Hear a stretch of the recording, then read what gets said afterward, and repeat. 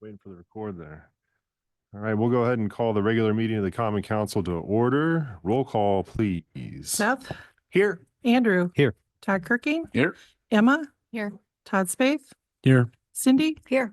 John is not here, Crystal, Here. Steve, Here. and Justin will not be here. Right. Pledge of Allegiance. Pledge allegiance to the flag of the United States of America and to the republic for which it stands, one nation, under God, indivisible, with liberty and justice for all.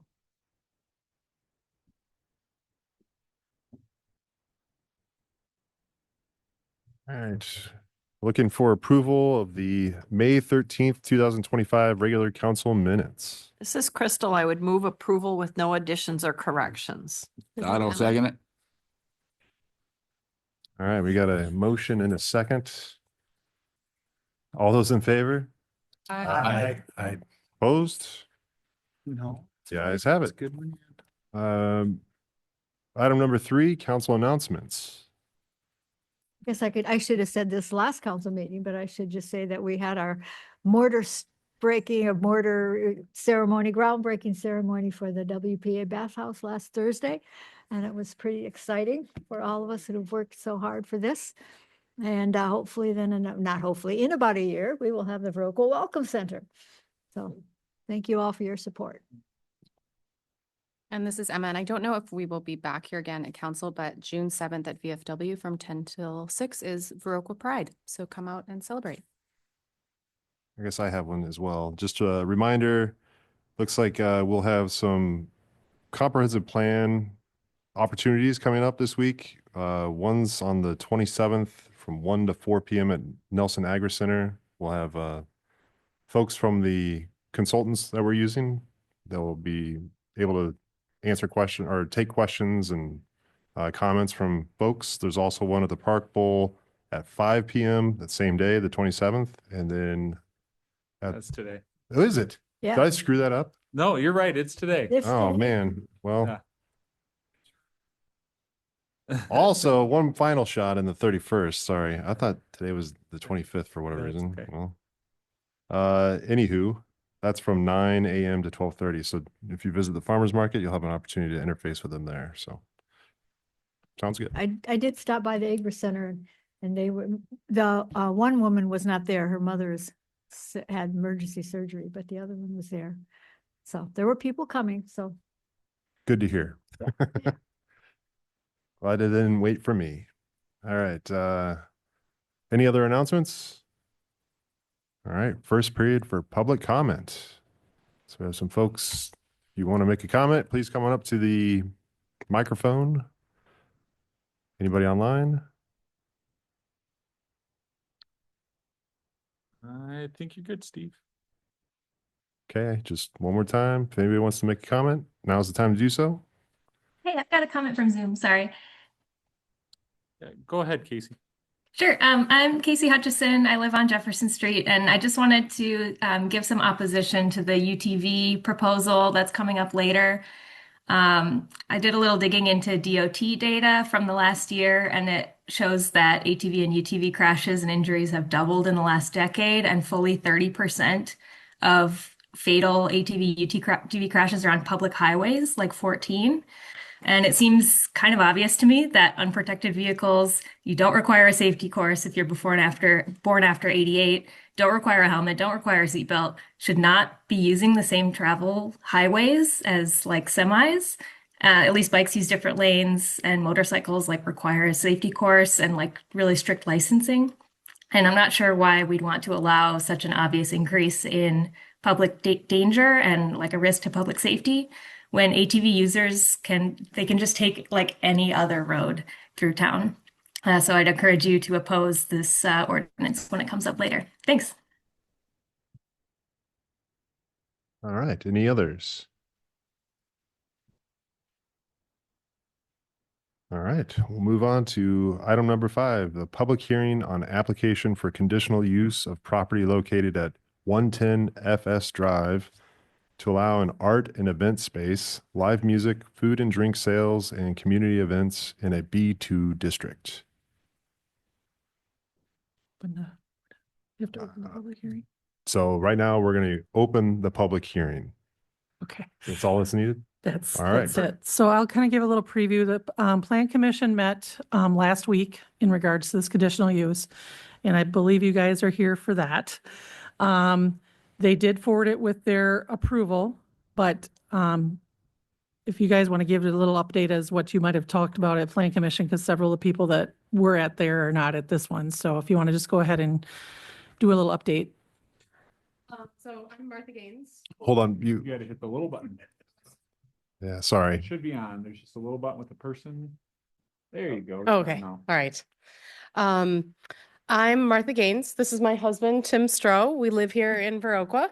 And so we're interested in opening up a events space that will be everything from music to classes, event rental, workshops, stuff like that, community events. I have a handout actually. Yeah, is it okay if we pass something out? Okay, so what we have here is a sample schedule of the kinds of things that would happen at the space.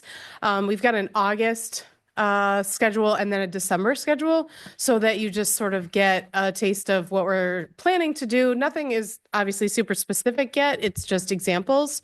So the December one, you'll notice like holiday themed events. And then summertime has all kinds of stuff. What else am I? Yeah, so it'll be art and event space with a focus on art classes, workshops, live events, music, speakers, kind of a community space. So as you can, I mean, the handouts kind of speak better than what I can list here, but you get an idea of what we're going for the calendar there. And one of the things that came up at the planning meeting, I believe, correct me if I'm wrong, somebody had suggested that snow days and other in-service days for the school district would be a great opportunity to provide classes or like childcare type things for the community. So that's another example of how we could use the space. It'll mostly be classes for all ages during the daytime and then music shows and events in the evening. Is this what used to be the auto place? Yeah, it was called Baker's Garage, like a Baker's Garage. mechanic. Hmm. Oh, he retired or something, huh? I think so. didn't know. Yeah. I have kids this age, so this is, and they're artsy kids, so this is awesome because they're not sports kids, so park and rec stuff doesn't always apply to them. So thank you. And also I think, I'm not sure, and I know Trina's here, but I don't know if the after school program will be funded next year. So I know there's gonna be families that are gonna be looking for options as well. So. Right. Yeah. And we're parents as well. So part of our motivation is just offering the kinds of things that we want to see our kids do and, you know, expand it to be available to everybody. And art camps as well, eventually. Yeah. Hoping to do like camps for like spring break, winter break, and definitely in the summertime as well. We're hoping to connect with people in the community who teach things or want to teach things because it won't be just me and Tim running all the classes. So that's another thing that will sort of reveal itself over time is, you know, who's interested in teaching and what kinds of skills or arts things they can offer. One of the questions that came up during Plan Commission was your plans for parking at that location. Can you expand on what was discussed during Plan Do you want Commission? me to answer or you want to do that one? Yeah, I got Okay. it. We're looking into how many spots we can fit around the garage. It's pretty tight, but we think we can get a few around the property. I did speak to the police chief. He said customers can park along FS. There's no restrictions there. He said at some point they might need to put in curbs. There's currently no curbs right there on FS, but he said that might be a possibility. And then we talked to the neighbor, Mr. Core, about possibly using his parking, which is right next door. And then there's also other parking lots in the area that we might reach out to. In the timing of your events, it states that as far as noise, that you'd be ending early. What's your timelines and stuff for events that you show on there? Yeah, so they won't be every night by any means. It's maybe once a week would be live events. So in the winter, we try to aim to end it by 8 or 9 at the very latest, summer by 10. Are these live events in the building or outside or? Inside. Okay. And we would soundproof. So there's a special type of drywall you can use.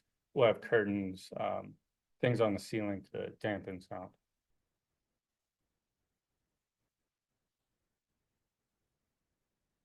I will let you know that I have not heard anything from any of the neighbors that were notified either. So if that was something that you guys were considering either, so.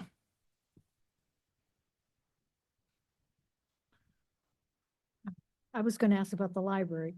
Were you going to ask? Just the activities that the library has? Are you working with them at all or talking to them? Or are you offering different things than they offer or? Do you mean just the general classes at the library? That's a good idea that we would connect with them. I think it's basically just like an enrichment of, you know, some of the things that are already offered in town. I've done a number of things at the library and their programming is really awesome. So some of it will be similar, some of it will be different. Sometimes it'll be like maybe targeted towards different age ranges or just offered at different times. Yeah, at different times. I think we try to schedule our events opposite theirs so kids have kind of things to do every day. Right. And the library closes at 3 on Saturdays, I believe, and then isn't open at all on Sundays. So we would be hoping to maximize what we're able to do between us and also staff in terms of how often we could be open from morning, afternoon, and evening, probably eventually 7 days a week, but not necessarily in the beginning. 7 days a week, you're ambitious. So, just point of procedure, at this point, we're offering information and then we would ask the public if there's any input, then we would close the public hearing and then the council would then debate, discuss, and vote. So I think we're at the point here where we can ask for probably public input. That's what I was gonna do. So if anybody's in the public would like to ask questions, whether you're in person or online, now's the time. So I have to ask this 3 times. If you want. All right. I feel like that. The county does it that way. All right. yeah. All right. I'll ask one more time. If anybody has anything to add or questions, now's the time for the public hearing portion. Not hearing any, I think we will close the public hearing. And move on to item number 6, discussion with possible action on conditional use application for property located at 110 FS Drive, that's forwarded from Plan Commission. I just have a question. I wasn't at the planning commission meeting. Did they forward it with a recommendation? They made the recommendation to approve, but they did not put any conditions on it at all. Okay, thank you.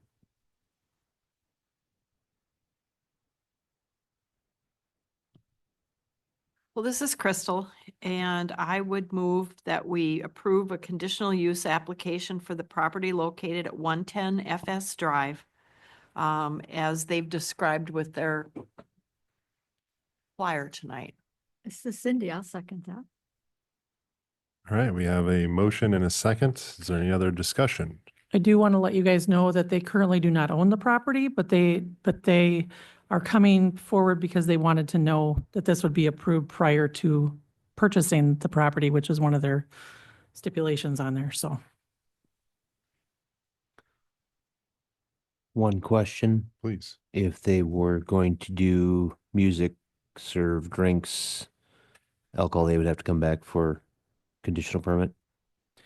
They would have to apply for alcohol. It would not be something that would be part of this. Okay. The good question though is, at this point, we're approving a conditional use permit without the presence of or consideration of alcohol. Is your question of whether that changes the conditional use permit if alcohol is introduced?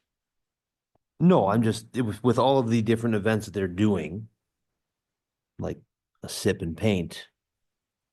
Typically, sip and paint is wine and liquor, or wine of some sort. So just want to make sure we are covering all bases before we jump head first. So At this time, the conditional use would not include alcohol. That would be a separate item that they would have to come back for an application. All right, we do have a motion and a second on the table.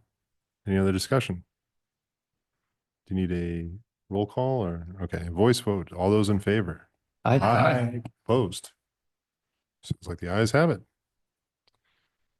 All right, item number 7, appointment of Steve Campbell to replace Justin Miller on Tourism Commission for a 1-year term expiring March 30th, April 30th, 2026. I could speak to that briefly. Justin Miller is very busy this time of year with Live in Viroqua and the county things, and I think he felt that it just is taking up too much time for him to come to the meetings.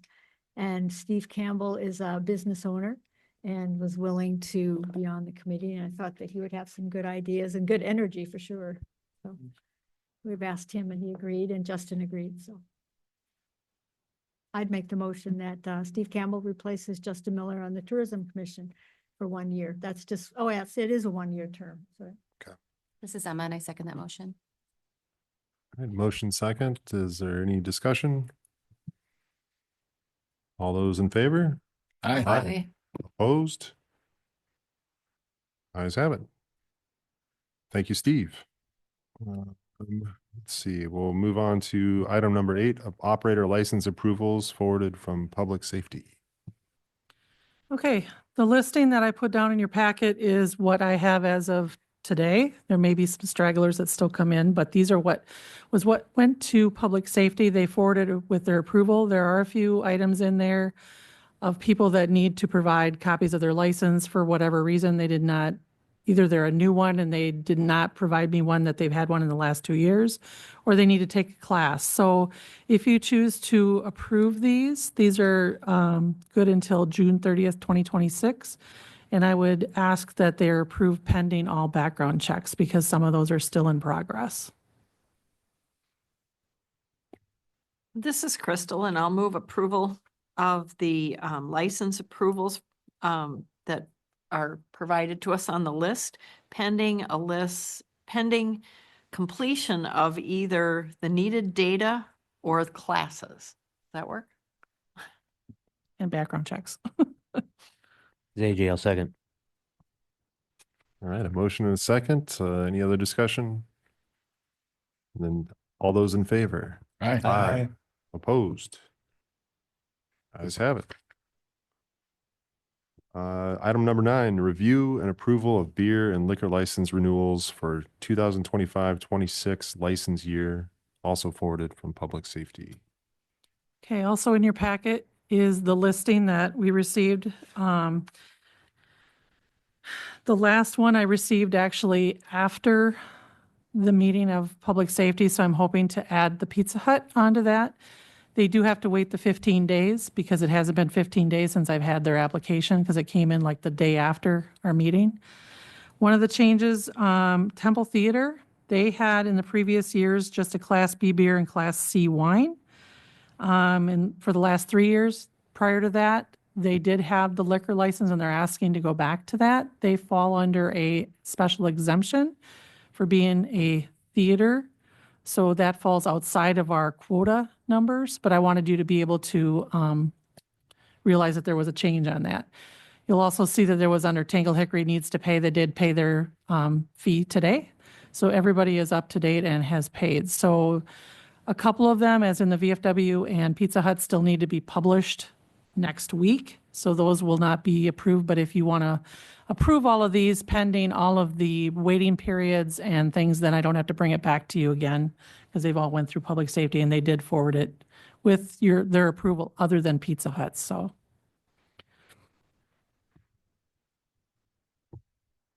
Yes, I'll make the motion that we approve the beer and liquor license renewals for 2025-26 license year, pending the waiting period. On all I'll those. second it. All right, a motion and a second. Any other discussion? All those in favor? Aye. Opposed? The ayes have it. And item number 10, review approval of temporary Class B beer license for 4th Stream Driftless Music Festival, July 12th, 2025 in Eckert Park, forwarded from Public Safety. okay, this went to Public Safety last week. This is for the Driftless Music Festival in Eckhart Park, Saturday, July 12th from 8 a.m. to 10 p.m. The beer would only be served from noon until 9:30.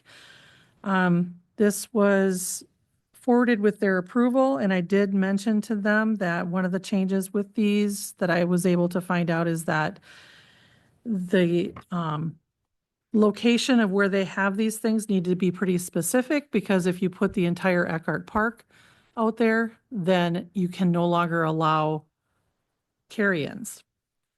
So it has to be specific as far as the premise description of where it's going to be located. So it's going to be like a beer tent area, but this, if you put the entire park, then that means that they are going to have to make an announcement that no carry-ins are allowed because they're serving alcohol. So that's one thing that when I went to some of my training, I was not aware of. So they were made aware of that when they applied so that they can make an announcement that there's no carry-ins in regards to this.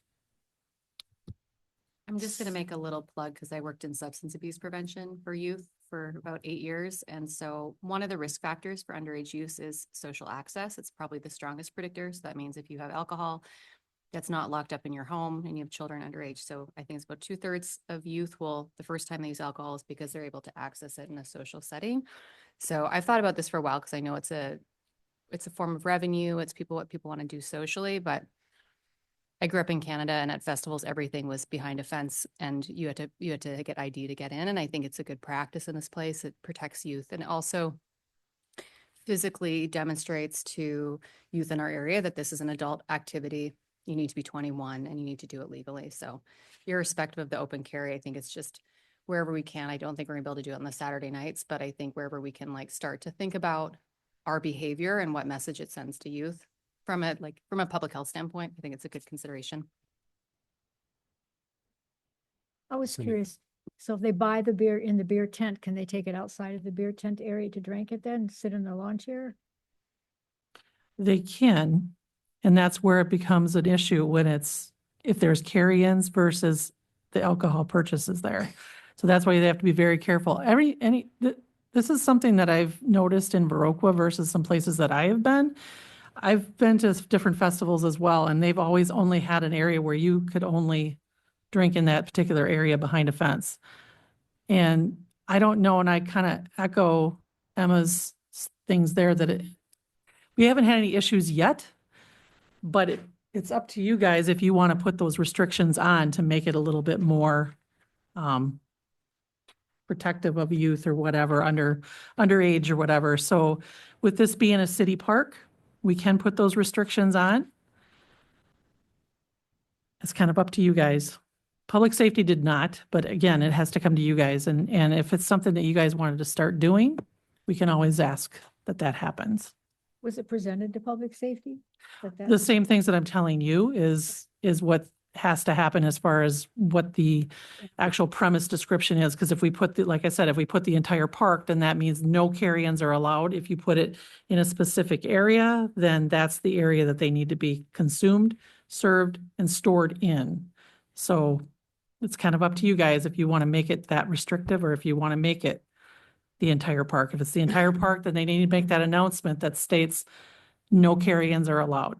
See, that was my question, is that if they buy it in the beer tent, they can't take it out, then it's what you're saying, if we allow carry-ins. Unless you have specific areas designated as your premise. Okay. And their plan is to limit carry-ins, make announcements and. prevent Correct. it. That's what they stated that they were going to So do. their plan is to limit carry-ins. That's the direction they would like to go, is to keep everything the same as previous years, but make sure they announce no carry-ins. That's a big change, yeah. That's a How do big you change. monitor something like that? I just a question, but also I want to just say that you don't necessarily make huge public health changes without involving your community because it's cultural and people tend to not to be told what to do on things like that. It's just I mostly just said it as information is something I think about, but I'm curious about how do they even know what's a carry-on versus, or are they checking what brand of beer it is? Well, certainly for something like Live in Viroqua, they have the street blocked off and they have a point of access, right? And so some of it is about limiting your points of access to see people coming and going a little bit more effectively, where a park is much more open. The only comment I would make, because I kind of hear what everybody's saying, is I don't know how quickly this event can pivot ahead of a July 12th date. I know that's still a month and a half away, but if you're starting to talk about setting up areas, is that going to force them into an area where they're doing a site redesign and stuff like that? So I think it's definitely good food for thought. I guess I would encourage the council, if that is a decision we want to go, that we start broadcasting that to all events 6 months ahead of time so that they can prepared for additional overhead costs and all the things that go along with that sort of setup. Not to say it's not achievable, but just, again, these are small event organizers, all of them, and just giving them the time that they need to prepare themselves for that sort of operation is, I guess, what I'm throwing out there for consideration. I wouldn't even, and I know I made the initial statement, I wouldn't necessarily make the recommendation to change it, but it might be worthwhile for the public safety committee, whoever's on it, to connect with like the alcohol policy or office out of UW. I mean, that's a perfect place to go where they can give you some really concrete examples of the kinds of policies or practices that cities adopt if they're interested. But if Chief Rick doesn't feel like it's been an issue, I mean, there's not a ton of kids getting arrested with underage alcohol. I know that, but just, I don't think they're necessarily doing it at these events. They're usually at house parties, is the truth. And to be fair, I've just heard about this earlier this year and I was unaware of how strict it is. But when you have an officer with a badge telling you you can't do this, it makes you sit up and rethink what we've been doing. And I just wanted to give you all the information that I've learned so you guys can make those decisions. But specifically, what you're talking about is the need to either limit carry-ins or have a specific, a more narrowly defined Correct. consumption space, right? Correct. Not that you have to do one or the other, but that you have to do one of the two. And again, I think Driftless Music Festival has indicated that their plan is to do the former, which is to limit carry-ins.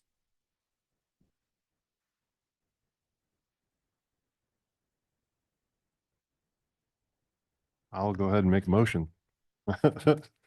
Let's see, I need to pull up my agenda here.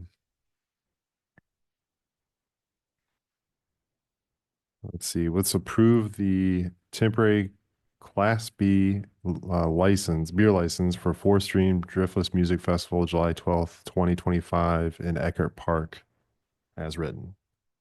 Title second it. Any other discussion? What's that mean then as written? So they're going to have to. Yeah, they'll have, they're gonna they're limit the gonna, carry. they're gonna limit carry-ins and make the announcement. They know this, though. This is also what they I think want to it's do. going to be interesting. This is just a discussion point. I support your motion.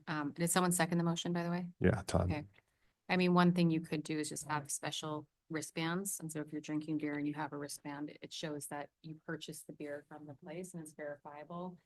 And it eliminates a couple things, which is if they don't have the wristband, it means they didn't pay for the beer, right? And they're drinking beer, but also then shows which is an underage versus somebody that's a legal drinking age. So I think we don't need to necessarily weigh on it now, but I think there's lots of thoughtful ways to come at it in the future. And I agree with that wristband scenario. However, if I'm not mistaken, this event isn't really set up with security guards to oversee that. I mean, obviously, the people that are selling the product are going to be able to rely on that. That's a wristband, so they're allowed to purchase it, and would open a whole new climate, but definitely good thought. And I think it's a good idea to have this come back to public safety. I think it could be looked at much more thoroughly than we can here right now. I just learned about this, about Robert's rules, but you can do an amendment to an motion. And so I think, is that where I do an amendment to send the question back about, I don't know. Can you do that to send a question back to committee? I think I would have to make the amendment. Sorry, Lori. I'm not getting that strict Yeah. on that, but I would think you need to vote on this motion first. Right, we Okay. vote on this motion, and if it, Okay. right, so. I- Yep, You're saying we shouldn't vote. Your preference would be. No, I'm You're just for saying, next time. I'm saying, I think we Future. have something in front of us we need to vote on as it stands. But that in the future, I'd like to see this go back to public safety for review. All right. Any other discussion? All those in favor? Aye. Opposed? The ayes have it. All right. No, that's all right. Item 11, review approval of temporary Class B beer license for Viroqua Legion softball for events June through July 2025 at the Park Bowl softball field concession stand. That was also forwarded from Public Safety.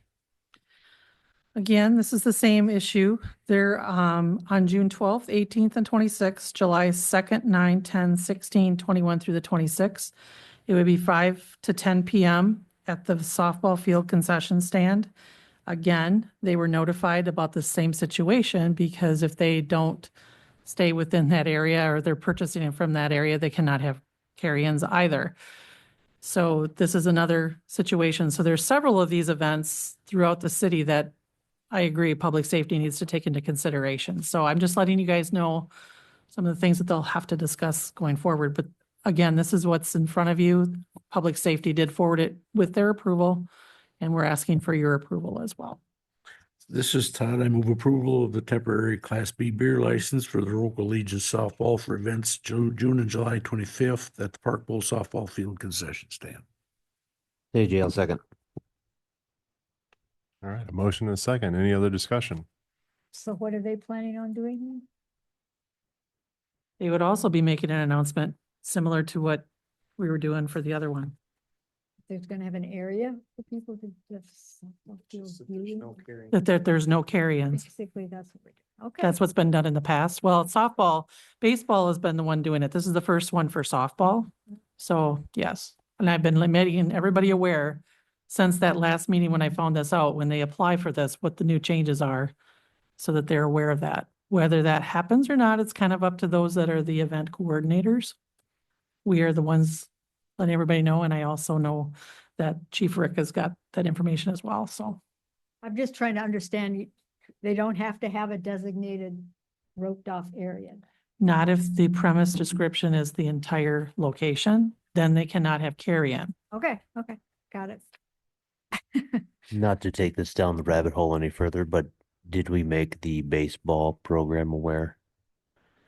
Unfortunately, that came in before I went to this meeting, so Fair enough. I'm sure that the word will get out to both of them, so. Good discussion. All right. Any others? All right. We have a motion and a second. So all those in favor? Aye. Aye. Opposed? All right. The ayes have that. Thank you, Emma. Item 12, review and approval of an extraterritorial certified survey map on County LF Richard Backham coming from Plan Commission. Okay, this extraterritorial certified survey map is basically something for your information. They have the right to have these approved, but it's within the extraterritorial boundaries of the city. That little blue blob there is kind of to show you how far away it is from the city. The grain bins or whatever, and then that is off of LF. So there are selling lot 1 off of their property. So that is the situation that's happening with this. So Plan Commission approved it and forwarded it with their approval for your guys' consideration. Make a motion, we approve the extraterritorial certified survey map on County LF Richard Backham. This is Crystal. I'll second. Motion and a second. Any other discussion? All those in favor? Aye. Opposed? Ayes have it. Item 13, review and approval of certified survey map Lot 3, Silverthorne Edition. That's from Vickmeyer Wangen, also from Plan Commission. This looks like something you've seen before. They are selling off these, so they did a 0 lot line certified survey map again. So Plan Commission reviewed this and forwarded it with their approval, looking for your guys' approval on these as well.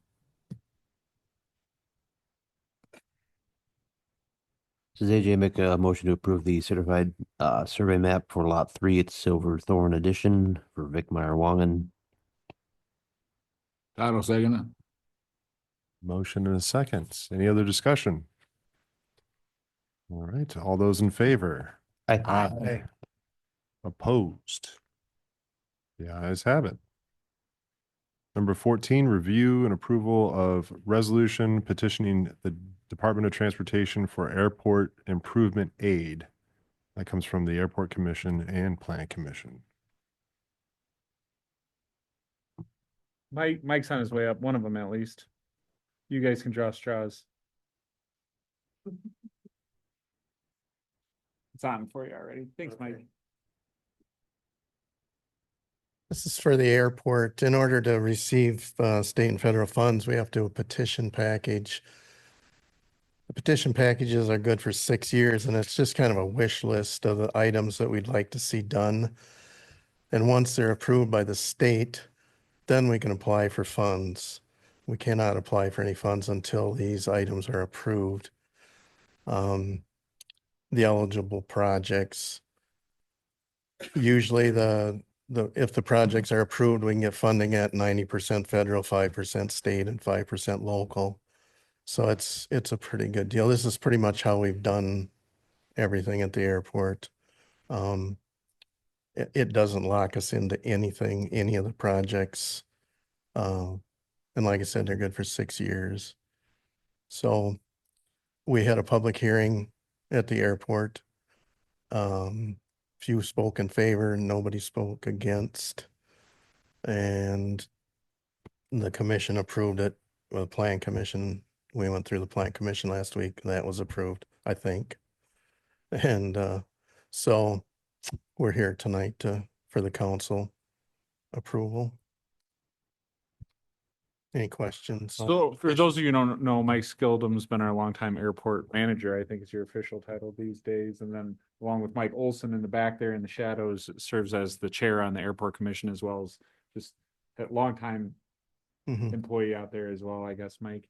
And they do an excellent job running the airport. And I think Mike really undersells it when he says it's a pretty good deal, 90% grant on projects of those size are great deals. And they've done a great job of pursuing funding for that airport to have it in such a wonderful condition. So a little nod to you on that, Mike. Well, But, thank you, guys. I don't have a lot more to add. Like you said, we had Just one of the projects that did get approved was the new weather system that's going to be installed this late summer, early fall.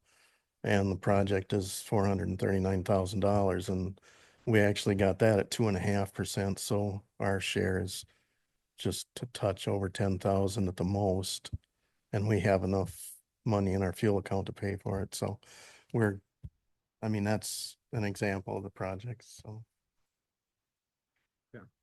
They're one of the few departments that comes in and actually the local share gets lower as they move along to somehow, the airport runway project turned out to be started at $32,000 and then it'll be in maybe 10 by the time it got to the city for our local share. So they do a good job. They really do. And the airport petition is a sort of start to getting those projects on the list, it sounds like. This is Cindy. I make a motion, we approve the resolution petitioning DOT for airport improvement aid. Todd, I second the motion.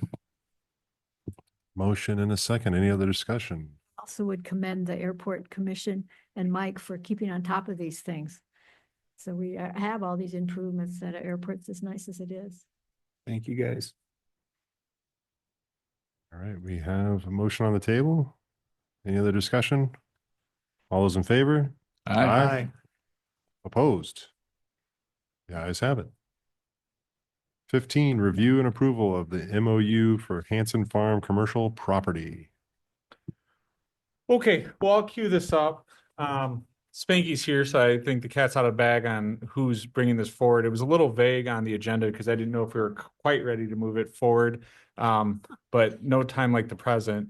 What we're looking at here is the commercial property on the Hanson Farm.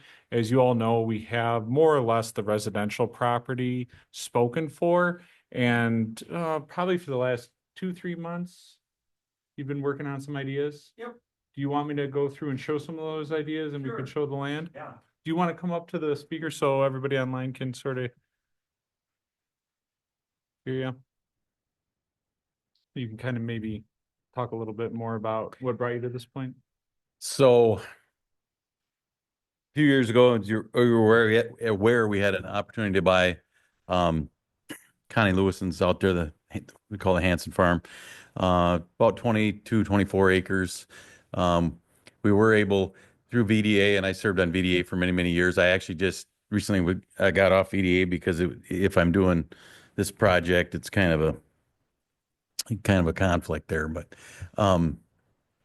so we were able to secure the land for development. We did make a comprehensive plan to try to put it together in a way that made sense instead of just selling little blocks and not making sense, which we've done in the past. But so we had Veer Becker draw it up and put some stuff together, and we were able to get a lot of interest on the back portions from 4 or 5, and they were all local developers, which is awesome. It's the best. And I'm glad we slowed it down a little bit because we had some big developers that wanted to come in and just ramrod the whole thing. And we just kind of wanted everybody to have a chance to kind of flesh it out. And we were able to get a lot of local, or all local. So the commercial area up front, we were trying to come up with a plan. We spent about 1.5 years hoping somebody would come to the table. And then I decided maybe I would come to the table. So here we are. I'd like to do something a little bit different up there. That doesn't maybe make any sense. Maybe to me, but yeah. So I'd like to do something kind of commercial, basically new structure, but I'd like to keep the theme of the farm. So we didn't take the pine trees out. We didn't take the barn down. We didn't take the silos down. You know, how's that all going to come about? Stay tuned. But I'd like to be able to do commercial buildings that are new and code and everything, but put it together on a site plan that makes sense. Maybe that barn is we got to lift the barn off. We can keep the rafters and we got to put a new bottom on it, set it over here. Make it, you know what I'm saying? Tuck it back in there around the silos. Maybe it's a distillery, a brewery, some kind of a thing. I don't want to say event center because I don't want to be in that business, but maybe there's somebody that does that'll come to me. And then some other outbuildings that have space for tenants, but maybe they follow that theme. Maybe they look like they were together there on that farm theme. Maybe one of them looks like maybe a horse barn or a chicken coop. And then each of them, south-facing windows with new, like I said, this is all new construction, but it has kind of a theme to it. We'd like to, I'd say 4 or 5 buildings there following a theme. We looked at the first site plan we had developed. I brought it into the meeting, and then Nate asked me if I left in my truck. I don't like it. And there we were. Didn't I? Yeah. Yeah, I just didn't, it didn't work for me. And we're getting closer now. So this is getting closer to what I'd like to do. You want to show some pictures? Or, well, we can talk about this. We've got ample parking. We've got about, I don't know, what do we got? 4 acres there, maybe? Something in that, 3 3/4, in that yep. thing. We've got, and depending on how this lends itself, you know what I mean? I'd like to keep this together as like one commercial thing, but with the theme of the farm. So it's like, well, I got to work around them pine trees, and there's a hump there, where them pine trees are, and but my son-in-law is a forester. He looked them over and said they'd be here longer than me. So I guess we can go that route. So this is kind of what I'm thinking. And I had Kurt and Matt from Veer Becker work up a plan, and it's a very preliminary plan. And I'm not saying this is what it's going to be by any means, but it's just gives you an idea what I'm thinking. You got some pictures there, Nate? Yeah, if you want me to pull some of them up.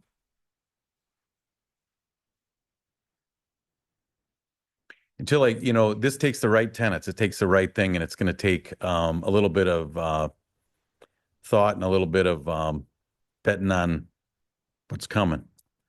But I'm okay with that because I think it's a cool idea. Take the top off the barn. The foundation of the barn is no good. So that has to be eliminated. Maybe you build it a little bit wider, something like this. Have a deck over on it. Part of it's open span. The haymow floor comes out of a lot of it, so you can look up and see the old wood rafters. We'd probably cob blast those rafters, insulate the top. We're keeping the top part of the barn, but it's a new commercial building, but it's going to look like that barn. And then that again, maybe it's a brewery, maybe it's like a distillery or some kind of I don't know. It'll be what it'll be. Look, Seth's looking at me like, what are you thinking? So then other maybe go ahead. You wanna go next? You can talk too, Nate. I don't Can know. I- I'll can I let- ask a question? Yeah. So you're gonna try to save the haymow floor if you can? Yeah, I mean, I think that's some of it's open span. So the cool factor of that barn is those rafters up in the haymow. I mean, they're really neat. Is there scissor structure or does it go across? It's a Quonset style roof. Yeah. So it's Oh, okay. more of a, Respanning. they're like steamed and boat, it's really neat up there, but it's like part of the haymow floor maybe is partially, but partially it might be open span. It depends on the use. If you try to understand what I'm saying, it'd be cool to be able to look from the ground level and go, see the full span. But I don't know if that lends itself to the whole thing because then you've wasted so much space. You probably could And to use- get to the second level, if you want to build that level off some way, and you're putting maybe a thing on the back for, an enclosed space in the back for maybe music or for something. I think the barn itself has to have that addition part on the back, on this, on the one side, I think for space to make it, because it has to monetize too. It has to work. So, but I think, saving the silos and repurposing them into something that's functional, that blends in with that, we come up with something there. You can save all this stuff. I think that's super. And the. Yeah, pine trees. it's kind of cool to, and I think it's tough because it costs more to do it than if you just tore But- it down. But it'll last longer. It's better. It will. If it's done right, that stuff will last longer. It might be a neat idea. On the berm where the pine trees are, I struggled with that.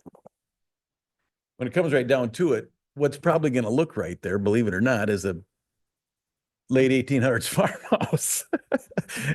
So you could just build one there if you want to, because there was one there, but unfortunately it wasn't good. And maybe that's a venue for maybe it's a restaurant, maybe it's for small weddings, 40, 50 people. Maybe the downstairs is mainly open. Maybe the upstairs has rooms. Maybe it's, I don't know. Yeah. Yeah. For groups, maybe, but it blends in with that. And again, it has to work, but I kind of like, that's maybe not exactly the house, but it's got the nice porch like I'd like. And, maybe you put something like that up there. I feel like There's always the option of bulldozing the whole thing down and starting over. You know what I mean? I know, Cindy, I know. I do. And I do like the idea of trying to do something cool. There's something kind of more Viroqua. So then go ahead, Nate.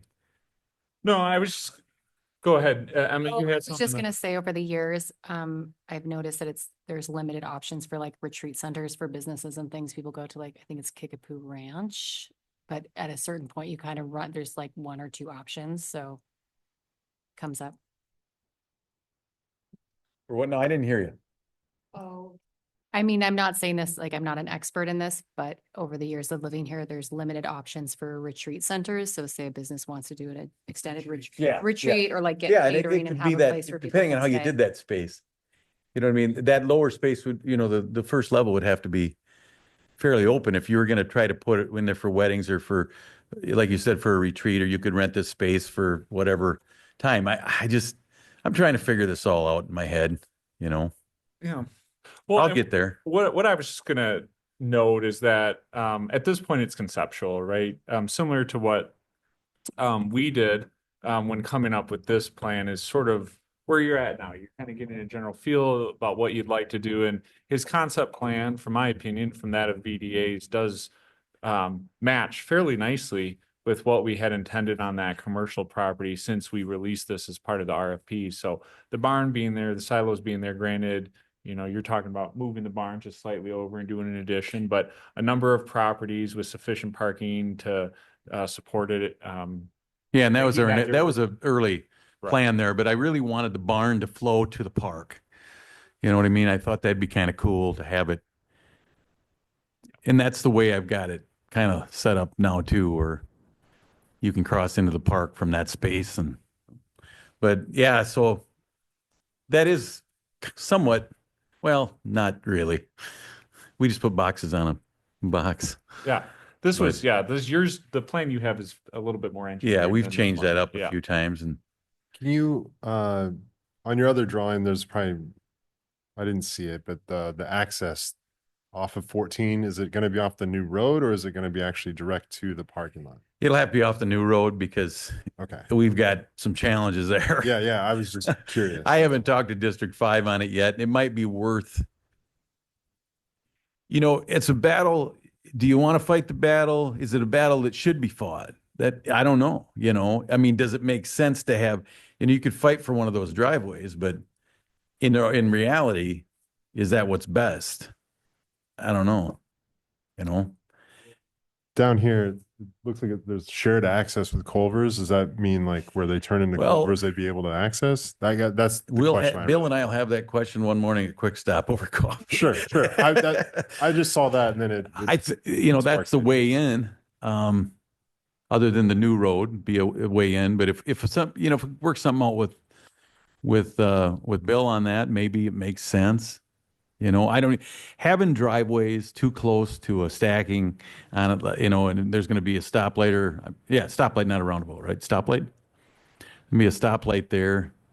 I mean, as much as I hate to lose a driveway or two, I do understand it has to make sense and be safe, you know?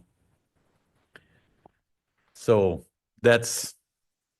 we haven't really had that conversation yet, but it's coming. I'd like to compliment your thought to this, still maintaining that look of the farm, as it's not only what people will see coming in, but the idea that it's visible from the park. There won't be that long before barns aren't something kids see anymore. And Right. the fact that it was, you know, a staple to this area is a neat idea to keep it involved. So Yeah. appreciate that. Yeah, it's a good thing. I know And- that takes work maintaining what's there, though. It does. It's a lot more expensive. The Amish tore down our barn today at our home farm. That's a tough deal. You know, today was the day, but it was falling down. So what do? You got to, but might take some pieces out of that and put on this one. So yeah, did you have other pictures, Nate, or did you Yeah, have other? if you wanted me to keep showing stuff, No, it don't matter. yeah, I'm good to be done. okay.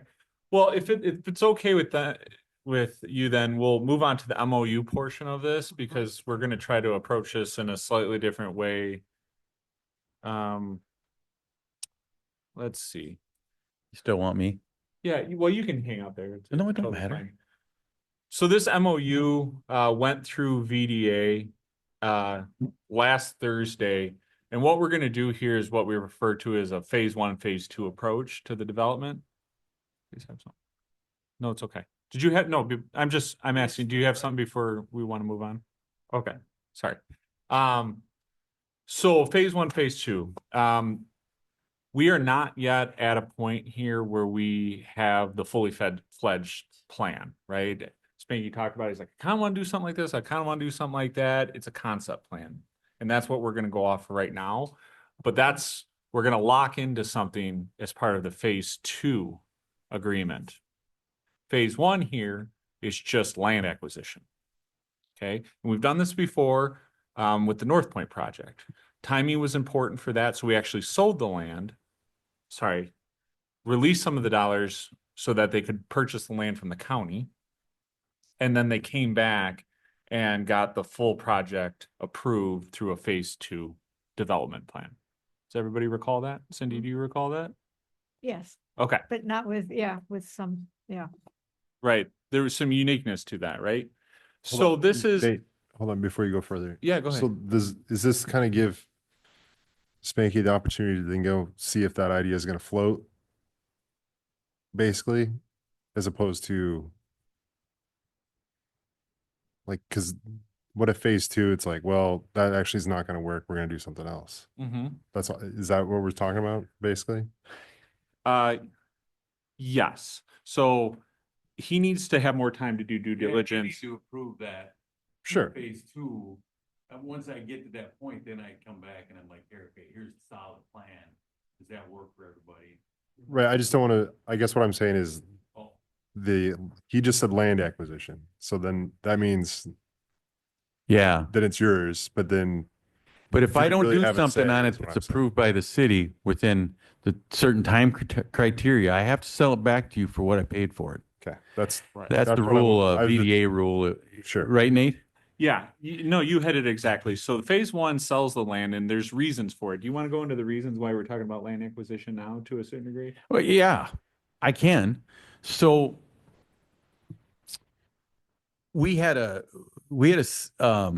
sale to Quick Trip across the river, and I had money coming in on that sale and did an exchange. And to put it in, I was going to have to pay short-term capital gains on this property, and it was pretty stout. So I told Justin and Nate, I said, I'd rather donate that money to the city of Viroqua to get this project going than pay it in taxes. So we ran it through the attorneys and the accountants, and so I'm putting that into here. And you can use it for free for a couple years. And then I get back the money, but not the whole amount, but Right. what the unused, whatever I don't, and it's interest free, and it can help get that road built. And getting the road built helps me with my project, and makes the whole thing work. And then we're putting a donation in for the park too, because I'd like to see that happen. So that's in there as well. So it's just one of those deals where it all timing wise, it kind of happened in the last 3-4 weeks where we got that done. I did the exchange. I got to name this property. We can put that in there now. You can have that money and use it, because rather than pay it to the government, I'd rather donate it to the city. If that makes any, I know it's crazy, No, but it makes sense. I was just yeah, I was just making sure when I heard land acquisition, I didn't want it to not be something that we all yeah. want. So under the rules that we've always, done, let's say that I don't do anything with that land, or that this idea I come up with is crazy, and you just say, I don't think so. I'm required to sell it back to the city for what I paid for it. But that's a rule we made in VDA years ago, and that way it kind of keeps people from, doing something. Yeah. That's all. I can't just sure buy we're this and protected. turn around and sell it. No, It don't work that way. And yeah, So hopefully let- that helps yeah, answer let- that. And let's- I'm talking like my old VDA hat on that there, but no, I think the conversation needed to be had. That's it all. did. All right. It's a good point. Yeah. So let's walk through it, right? So the land out there is 3.71 acres. The VDA and the city have always generally priced that land at 100,000 acre for that frontage. That's of developed property. That's of developable property, like infrastructure and things like that. So the deal on the table here is for $1.421 million for land acquisition. Of that, $50,000 is just going to be set aside and say that's going to go towards helping develop the park, helping to put some playground pieces on. I think the people who are on the Eckhart Playground Committee know how expensive it is to put playgrounds in. So that is something that was talked about here. The other 1.371 million is going to go towards purchasing the purchase price, which would be $371,000, right? $100,000 for 3.71 acres. And then there's an additional $1 million in there. And essentially what that is supporting the infrastructure, right?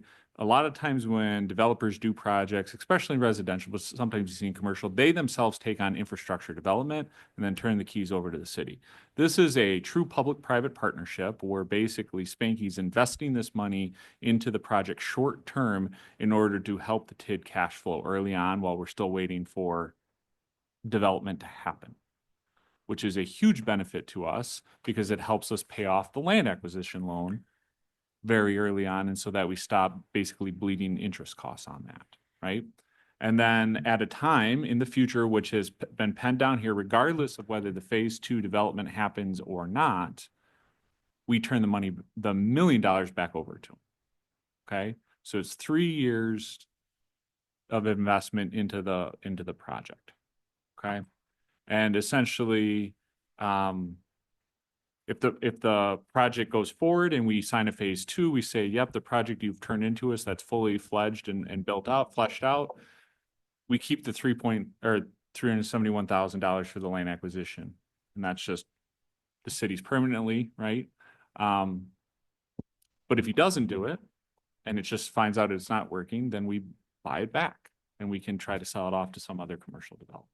So again, that's what he's talking about. Yeah. Why we always have clawback procedures under development. That's why it was important when I was talking about there's a phase 1 to this, which is land acquisition.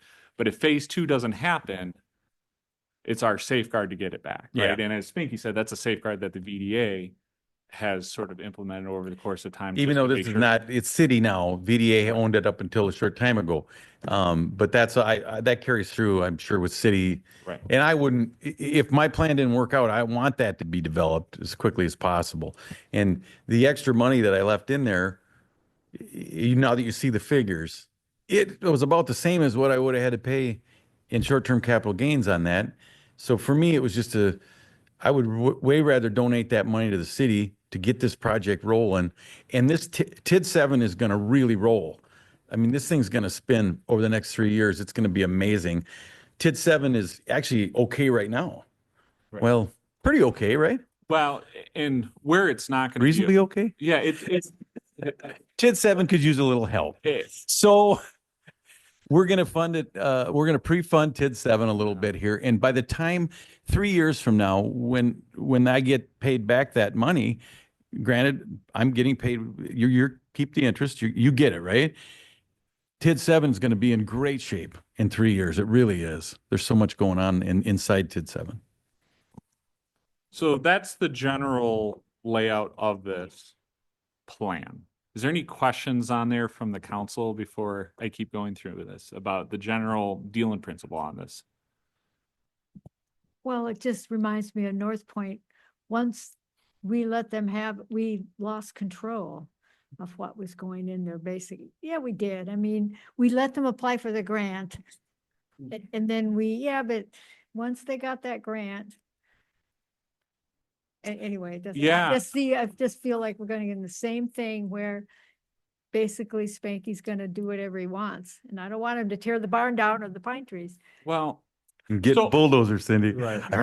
And Cindy, I say this super respectfully. I disagree with that about how that went with North Point to a great degree. Oh, that deal with North Point, we held their feet to the fire on that deal. Well, We really they did. We had got everything multiple we, public input that was an sessions. amazing deal Yeah. for the city I and for don't everybody. remember it like that. You know, in the long run, it's good. I'm just saying, during the process, some of us felt like yeah. Council has to approve everything that is done. Yeah. You know, Felt on the like it. property anyway. What's that? I said the council has to approve. Yeah. Yeah. Who wants to do To it. a point where you can't not do it. That's pretty much what we get to in these things. Yeah. Yeah, I'm sorry you felt that way. I did not get that feeling from council at all when we were doing that project with North Point. I'm a little taken aback by that. Oh, I wasn't the only person. Well, not to mention, I mean, I feel like with North Point, they listened to the public greatly with their development plans. They didn't want to drive through, get rid of the drive through, right? You don't want that color scheme. What color scheme do you want? There you go. There's the color scheme, right? I think there was a lot of opportunity, and I think there will be a lot of opportunity with Spanky here to sort of have like, hey, this is my development plan. He's still leading the dance, but again, this whole thing is crafted so it does provide you the safeguard of being able to have that yes or no, like decision on the development. And I don't think you should ever be afraid to say, yeah, I know we already sold you the land, but we always agreed that there was going to have to be a little bit of give and take on the design, right? And I think that's what we're trying to do here. I'm trying to meet exactly what you're afraid of and make sure that that shouldn't be a fear. That's what this is Right. crafted to do, Cindy, in my opinion. Yeah, Not only I didn't that, make but- my, I didn't make my question. I was not, accusing you of. No, doing and it any wasn't such taken thing. that way. I just wanted to know what protections the city has. Yeah. That was it. And to be honest with you, if somebody came up with this master plan for this, it was really great. I'd step away. I'd let them have it. I would, because this isn't about the money. It's about, I mean, I'm serious. It's about, I want what's best for Viroqua. I really do. And if there's something out there that's really the right thing for this spot and I needed to step back, I'd do it. How many times have I told you that, Nate, in the last 6 months? Because I was not going to jump into this. We couldn't get anybody to do this, you know. And Joey wanted to do some stuff on the backside, him and Anthony Wangan, and we were both on VDA forever, you know. And I was like, well, we've got to get off VDA if we're going to do this. So that's why I did that, and it's fine. I mean, I wish I had a master plan for you on here. I'm getting it closer, you know. And I would like to keep the barn, Cindy. Yeah, and not only that, but I mean, if it's not Spanky and it's somebody else, Cindy, they could probably do, you know, this, what you're talking about. You know, I'd rather keep it, Yeah, we could. know that somebody local has interest in Oh, it. then- I'm not saying I don't want Spanky to have it, not at all. Right, but anybody can do what you're saying that he could do. Is that? Yeah, I mean, this isn't the only reason this is a unique opportunity is traditionally we would wait to have one development Right. agreement that both approves the design, a fully fledged design, and sells the land. Because of the timing of this and the need to do the land that transaction both for him and for the city, it would be prudent to do it now instead of waiting 4 or 5 months, right? Yes, that was why it felt like there was more to the story. I'm glad you went through it all. That's Yeah, the all. only thing, the time thing on it is that exchange, and I Right. can't. Is it 60 Yeah. days to declare and then 180 to close or something? I don't know. It's something like that. And so I got to put that into something. But it doesn't have to be this. You know what I mean? It's like, this is an option. So honestly, if somebody's got a really good idea, I'm all ears. And I would support another, because I'm not saying my idea is the best idea either. It's just a idea, you know?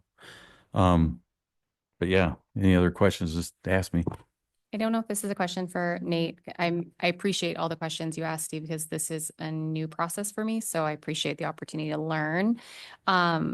As far as the with going with the developer is irrespective of who the developer is, there would still be city approval and input. So we would still be involved as far as like Cindy's concerned, as far as, you know, the appearance or use of the space. Correct. Okay. Correct. And that's what is written here in number 4.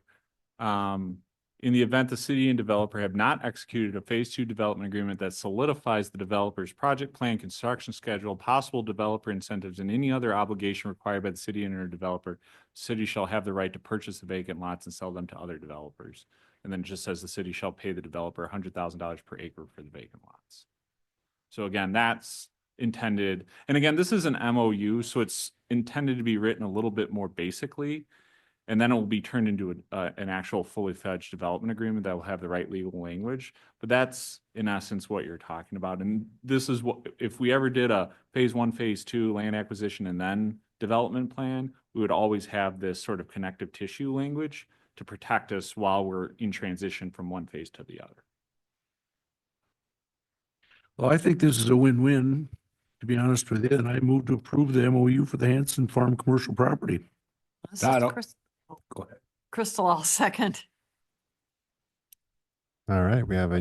Sorry, oh, just a nope. couple points, because you guys have not seen this. The only other thing I'll say that's in here that is important language is just sort of the idea of repayment. One is that a portion of the land sale will be used to repay the existing debt that we took out. Talked about that already. That's about $620,000 by my calculation.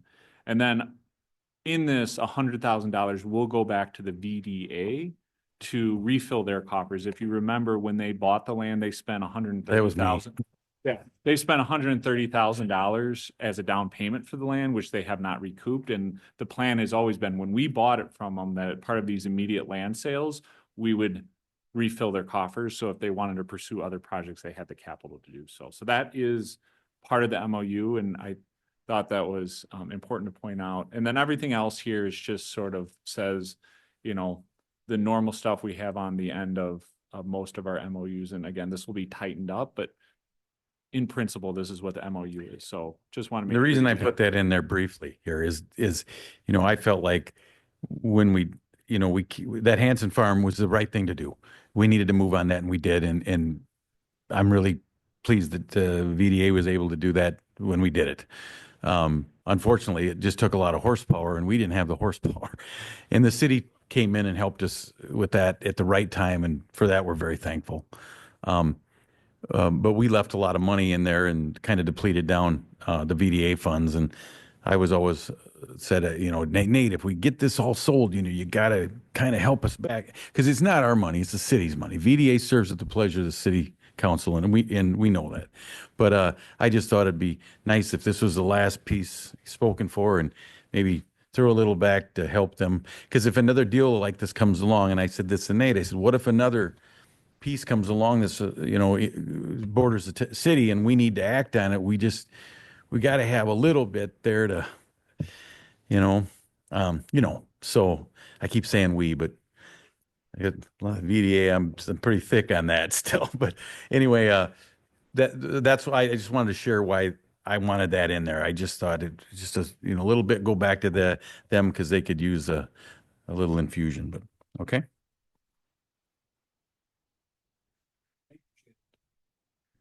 Yeah, any other questions before it takes off? All right, we do have a, I don't know if this is a roll call or not at this point. Yeah. right on. Roll call, please. Todd Spaeth, Aye. Cindy, Aye. Crystal, Aye. Steve, Aye.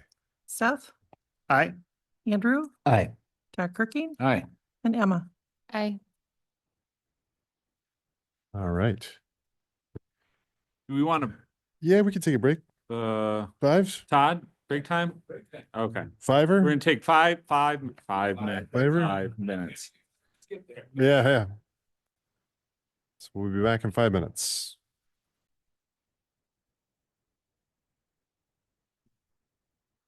All right, moving on to item 16, action on resolution to allow for an exemption for state statute 62.151B to allow for construction for gas mitigation at the landfill.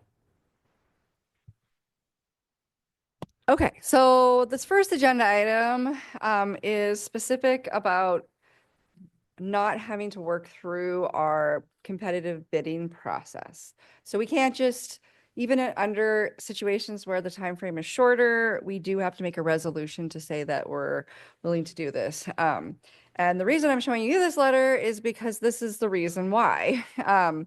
So as we all know, we had landfill gas that looked like it was happening off-site, and we've done some work to try to figure out more about it. And when there is a detection, and that's what these lines are. So this is from the DNR, and I kind of had to laugh. It said Lori on it, but then it said, "Dear Mr. Campbell." It is intended to be Lori. But in any case, there's two particular things that they're looking at when they see the data that we've submitted to them. And that is that within 200 feet of the landfill, there should be no any areas that are beyond the lower explosive limit for gases. And in our case, we're talking about methane. And then the same similar type of thing. And this is about making sure that there is no gas within the 200 feet that exceeds 25% of the lower explosive limit. And we have found that that is the case for where we have tested.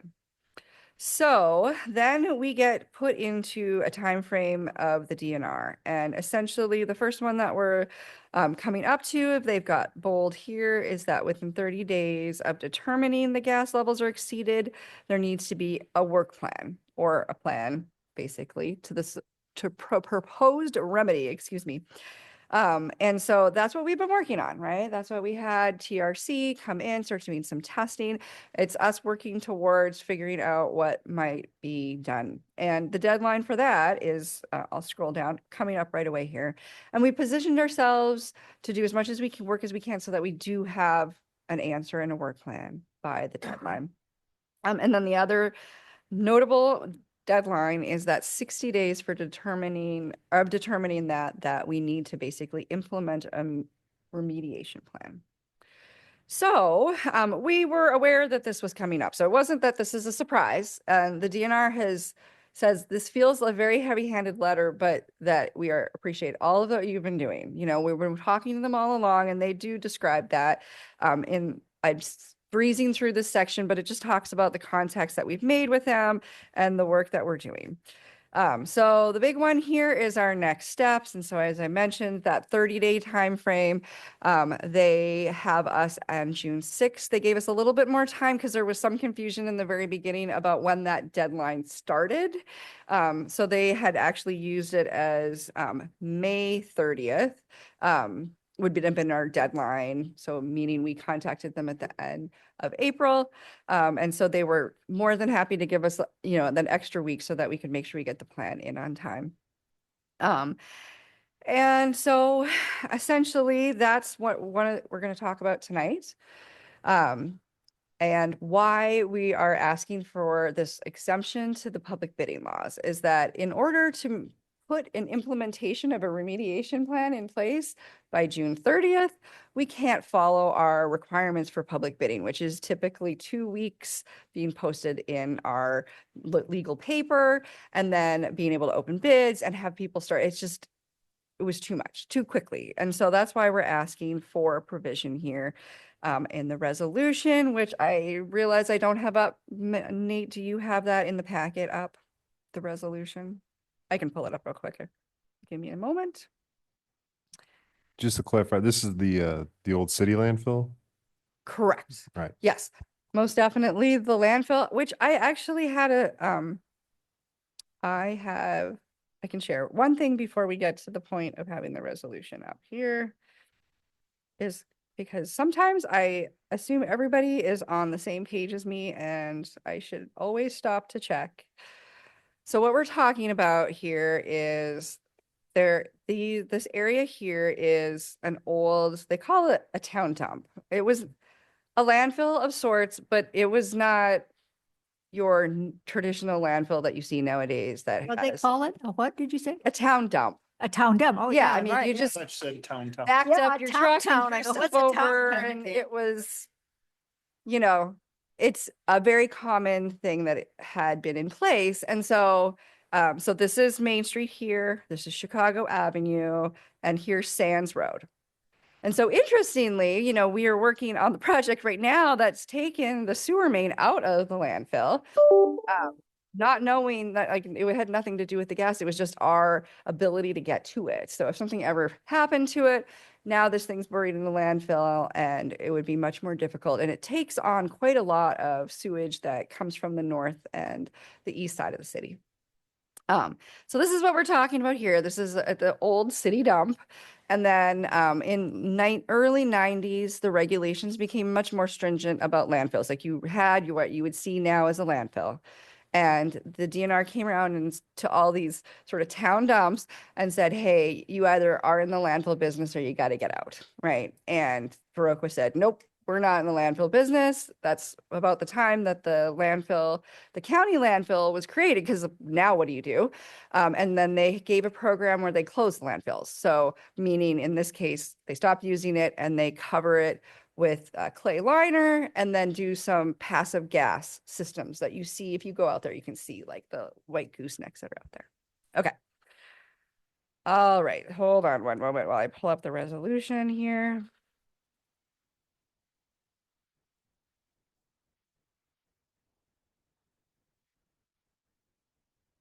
I believe this is the one we ended up having. Okay, back to sharing.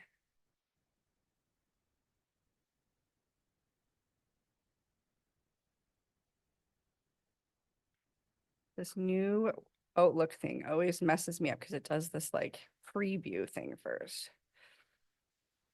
Okay, so this is the resolution that has been put forward to talk about why we are saying that we'd like approval to work outside of our normal statutory requirements for a public bid. And I don't know if you want me to read through them, but essentially there has been methane migrating. That's it's been determined that methane's been migrating from the property and that methane presents a public health risk. The DNR has required that we have very tight timelines. And I realize now this does need to be amended because it's June 6th and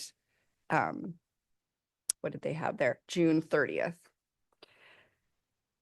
Typically, if we have any construction, right, which is a combination of work and materials. So in this case, it would be because the likely outcome is like constructing basically a passive gas system at the landfill. And so therefore, this would be the resolution required for us to be able to proceed without being non-compliant with our bidding laws. So happy to answer questions about this. We do have 2 more agenda items on the docket about the landfill. So next up is talking about the work plan, and we have our consultant on board here. He's remotely in, and so he'll start talking about it. So if you want like some of the scientific details about the landfill, that would better be in that next agenda item. I'll make a motion, we pass the resolution to allow for an exception for state statute 6215(1)(b) to allow for construction for gas mitigation at the landfill. This is Crystal, I'll second. Do we need to add those changes about the dates? I just want to clarify that. So the dates should be June 6th and then July 30th It would be, or June well, 30th? I'm I sorry. believe it's June 30th. Let me just pull Okay. this up to make sure I'm not giving you something, right? So these dates here I that can you just got make in the that changes letter. before it gets signed. Yeah, June 6th and June 30th. Thank you. All right, all those are, I guess, any discussion? All those in favor? Aye. Opposed? The ayes have it. Now we're on to, Just actually before I okay, meant to add something and I got focused on the resolution, but I did want to mention that in this letter, as I said, the DNR has been working with us. I actually asked them to have this letter to us today so that we could share it. But if we decided, you know what, we don't really care about this anymore, it's not an option. And I just want to make sure that the board is aware of that. So basically, they're saying that if we decide not to move forward with something, we can be in some hot water, and including up to penalties of $5,000 per day.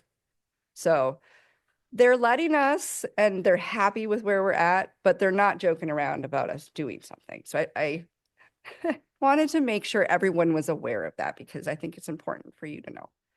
thanks, Sarah. I think we're on to item 17, discussion with possible action on landfill gas remediation work plan. Okay, so I see Mike has unmuted himself and I'm going to let him start talking, but Mike Amstead is our consultant. He works with TRC, who has been really awesome about jumping in very quickly and helping us move through this. So take it away, Mike. And he wanted to make sure his audio works, so we'll give him a little bit of a test. Not yet, no. Mike, are you?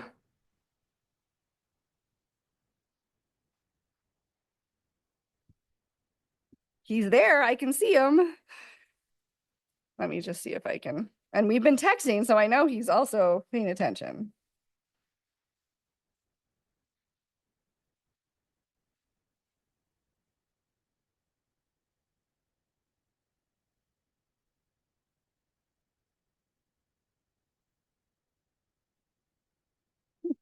I'm not sure. He's there and he's unmuted.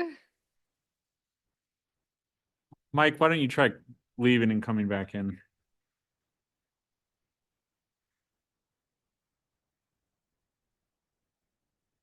Yeah, he just disappeared.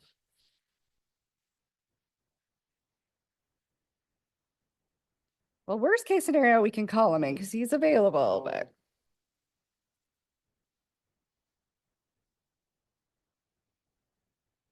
You got him let in?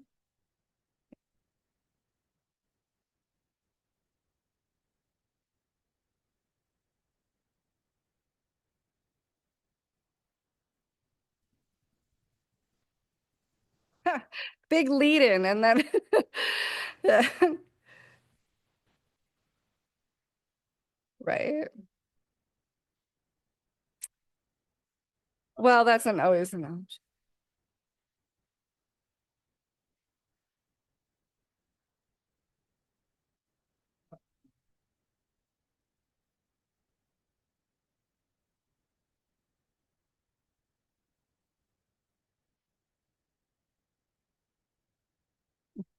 Well,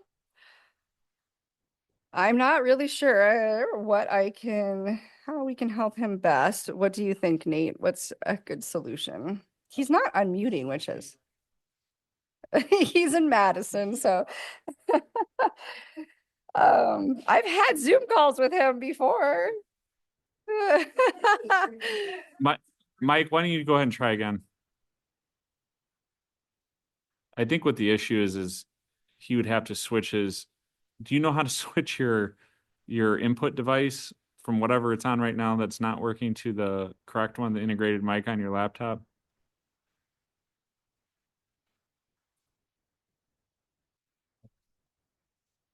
Hey, Josh, if you're on, can you give me a. Yeah, because we had public comment. Josh, can you give me a mic check? Yeah, I'm here. Okay, thanks, Josh. Oh, okay. Well, other solutions?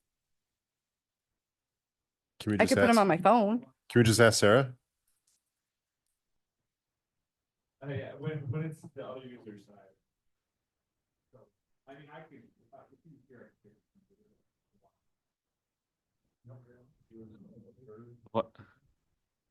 What's that? The problem is you put them on. The problem is you put them on speakerphone right near. The ability for anybody else to hear is going to be challenging unless she puts it up to the mic.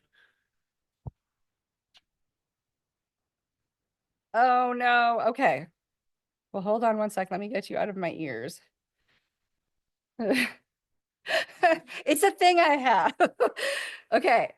I'm not sure how loud this is going to be, but we'll see how we go. Oh, okay, Mike, you are now on my device speakerphone. Okay, can you hear me now? Well, I can hear you. Let's see if that's loud enough for everybody. Like, what do you mean? All right, Mike, why don't you give it a try? Okay, can you hear me now? Yes. Yes. Okay, it's Mike Amstead with TRC. I've been helping out the city on the gas migration issue, and as Sarah explained, we do have gas at the property line. So as part of what the DNR is requesting is a work plan, and what we are currently putting together is a work plan to the DNR that would install a passive gas system around the perimeter of the landfill that would intercept gas that would be migrating laterally from the landfill to the property line. There is a passive system already at the landfill.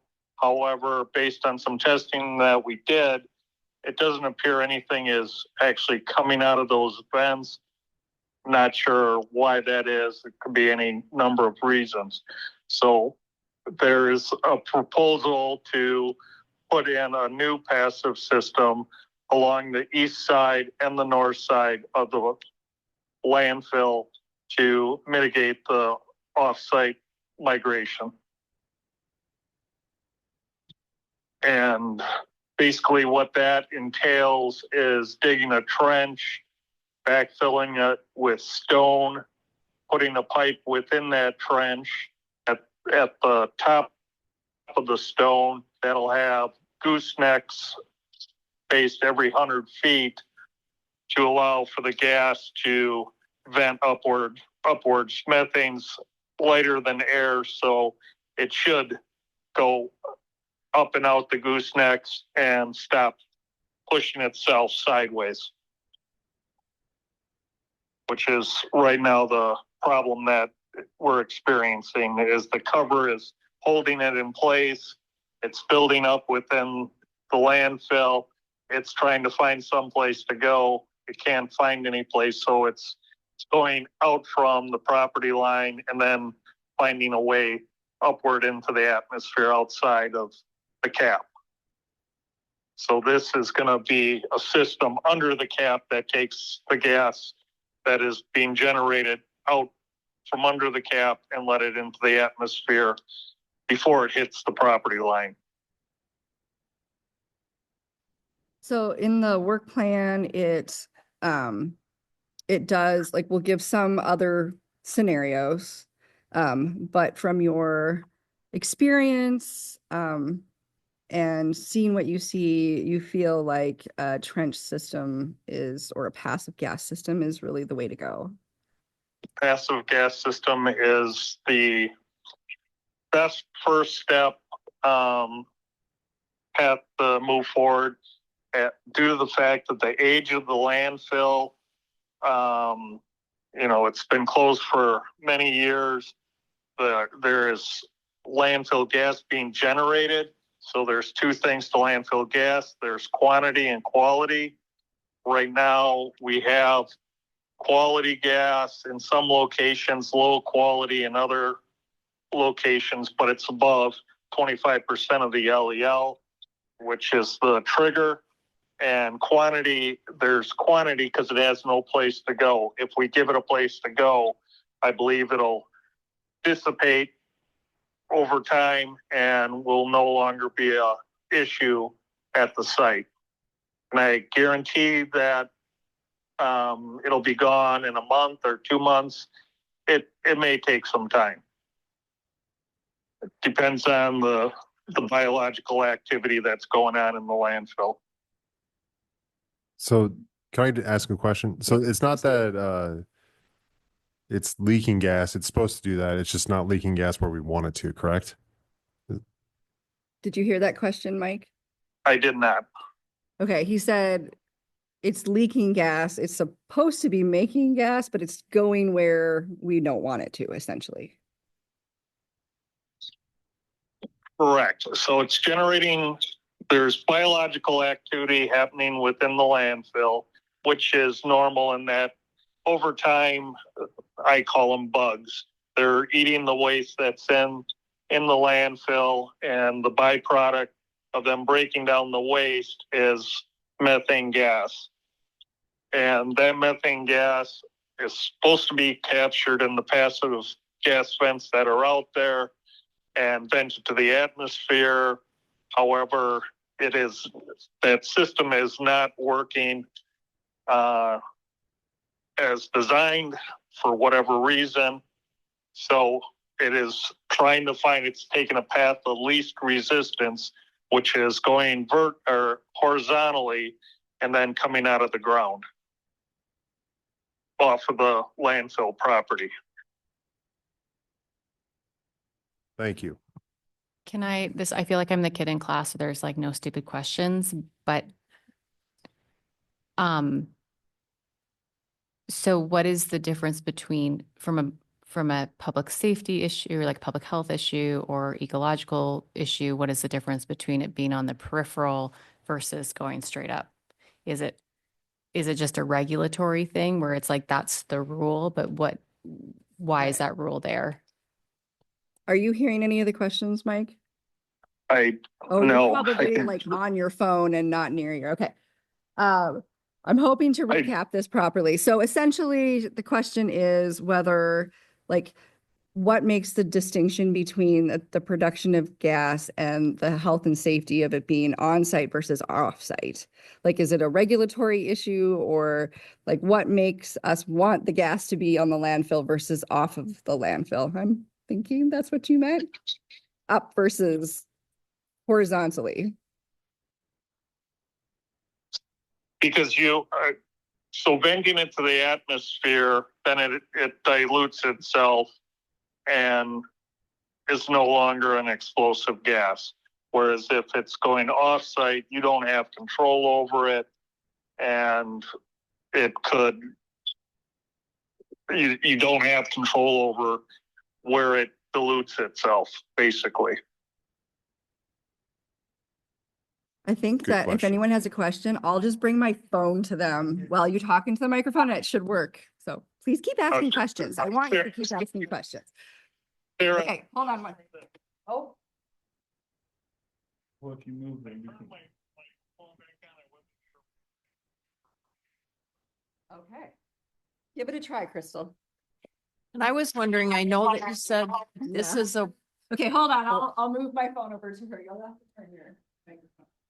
hi, Mike. I understand you said this is a 1 to 2 month opportunity for success. I'm wondering what the ongoing remediation is after that 1 to 2 months. Does it continue to work, or?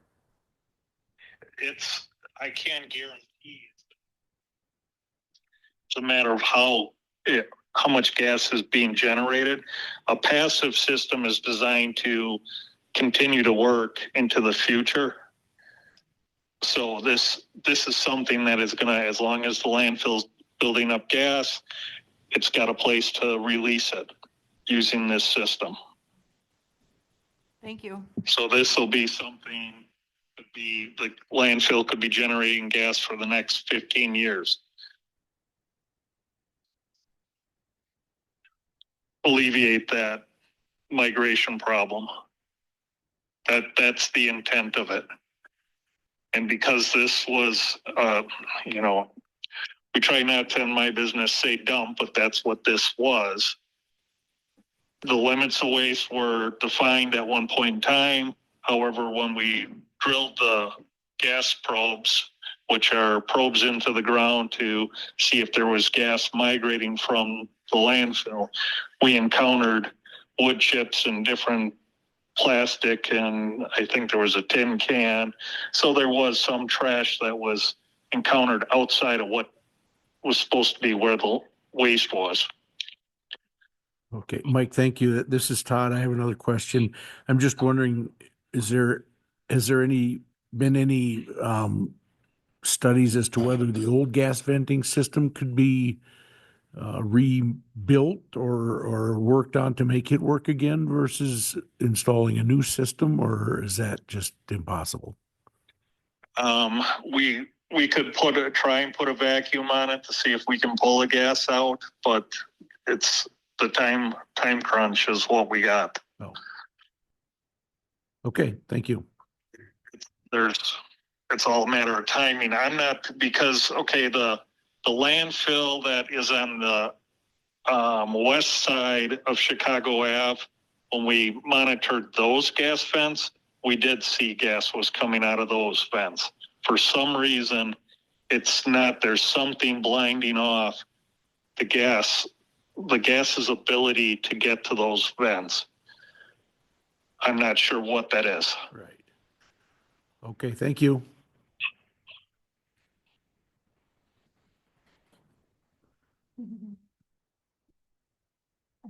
Like Phil Donahue.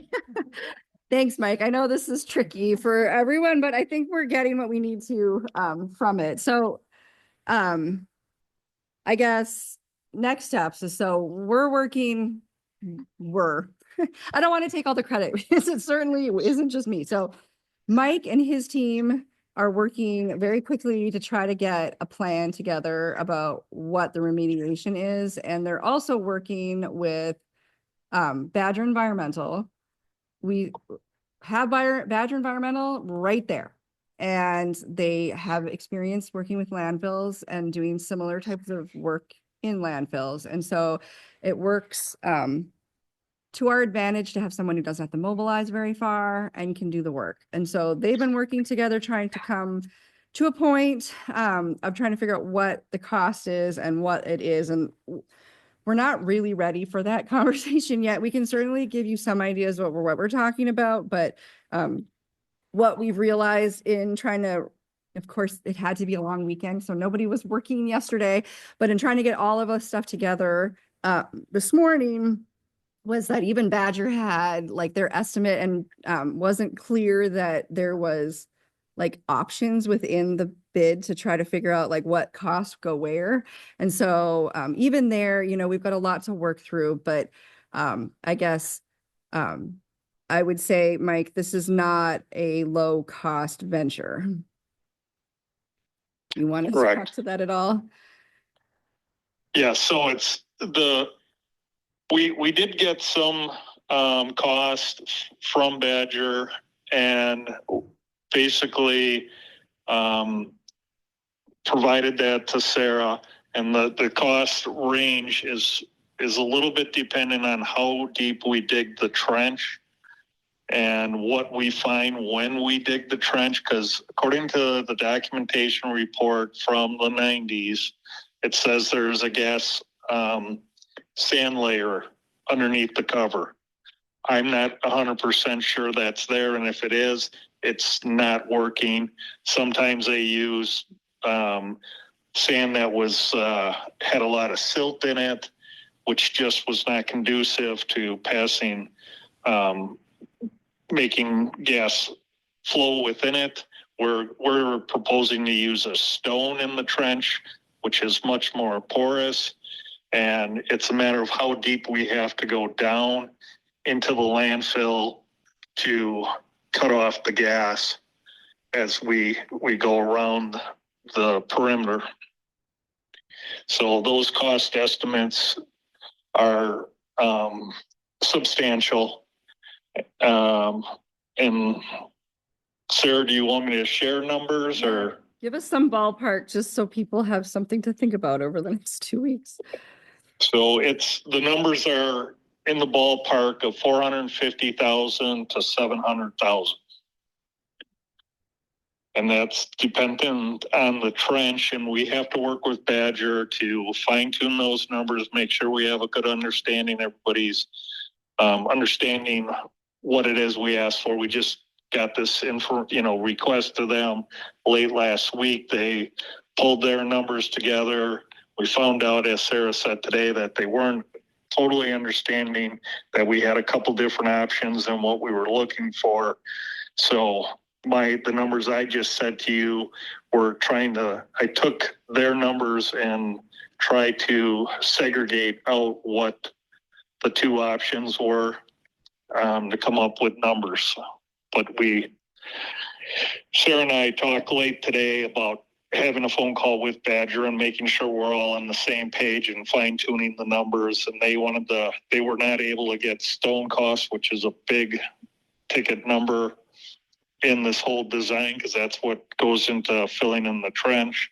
So getting their actual numbers nailed down, that will help with the bid, the accuracy of the bid. I'm assuming they were on the high side with their bid, but it's possible they weren't. So I did talk to Dave, the owner, later today as well. And he certainly said there was things that this process is really fast, right? Like normally we would have months to go through possible options. And because of it, like your bid form isn't super detailed and you don't have all these specifications. And so because of it, that left questions for them, which meant they would always put a higher cost in because they don't want to put themselves out there saying a number that's too low, right? Especially Yeah. when some of them are lump sum bids, right? Like that's just, you need more information. And so he gave me no question that numbers would go down, but regardless, right? Like we're talking some major amounts of money. I guess we've talked a little bit about like there are other options out there, but they're at least within that range, if not significantly higher. I don't know if you want to touch on that a little bit at all, but this option was the one that seems to be the most obvious answer. But other options that we're looking at are certainly not cheaper, I guess, if you want to. Correct. So a new landfill would have vertical extraction wells that would go down the depth of the waste, and it would be connected by a solid pipe between the different wells, and the gas would be pulled out of the vertical extraction wells via a blower. It would go into a standpipe called a flare, which would flare off the gas. However, due to the age of the landfill, it's likely we will deplete the amount of gas, and then you won't be able to sustain the flare.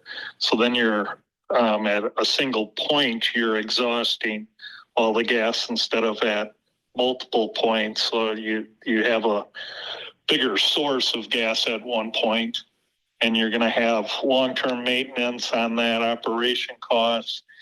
You got to bring electricity to the site, those type of things, which is something.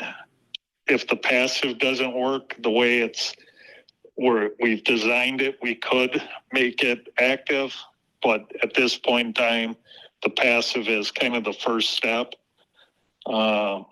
Even large landfills, typically in Wisconsin, they go to active system right away for new landfills. But I just worked on one in Michigan, one in Virginia, where they are going with a passive system that can be modified in the future to an active system.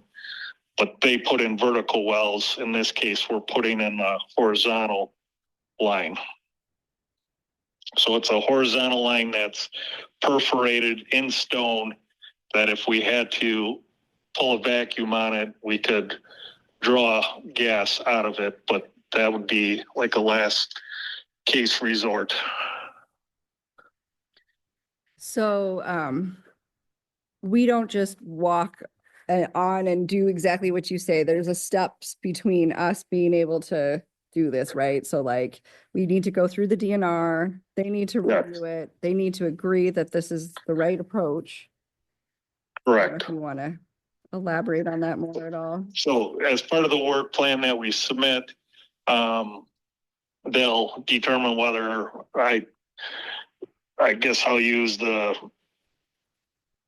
good faith effort to mitigate the situation, which is what you are doing. Is this is a means of mitigating, cutting off the gas and passively venting it. That's how it was designed originally. And again, why it's not working, I don't know.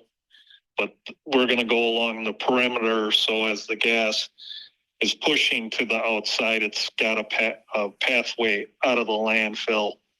The other system, for some reason, there's something that is blocking that pathway to those vents. And it could be just that the sand layer that they have in there is just not porous enough for gas to get there. Or there's not enough vents or piping. So. And I guess just, sorry. This is, okay.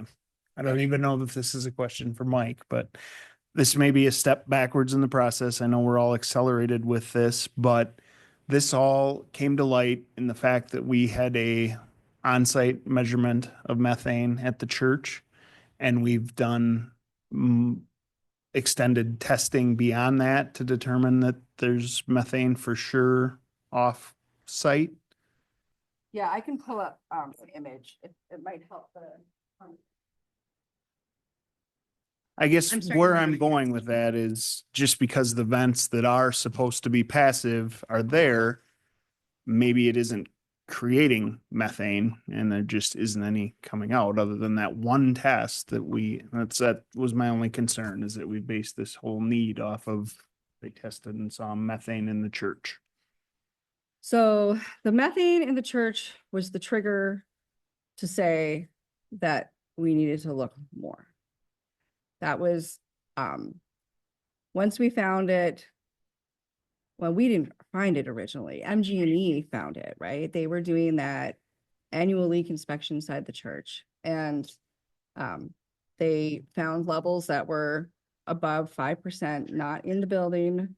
They found levels in the building at, I think it was 0.5%. And then they did some work to try to figure out whether it was their leak.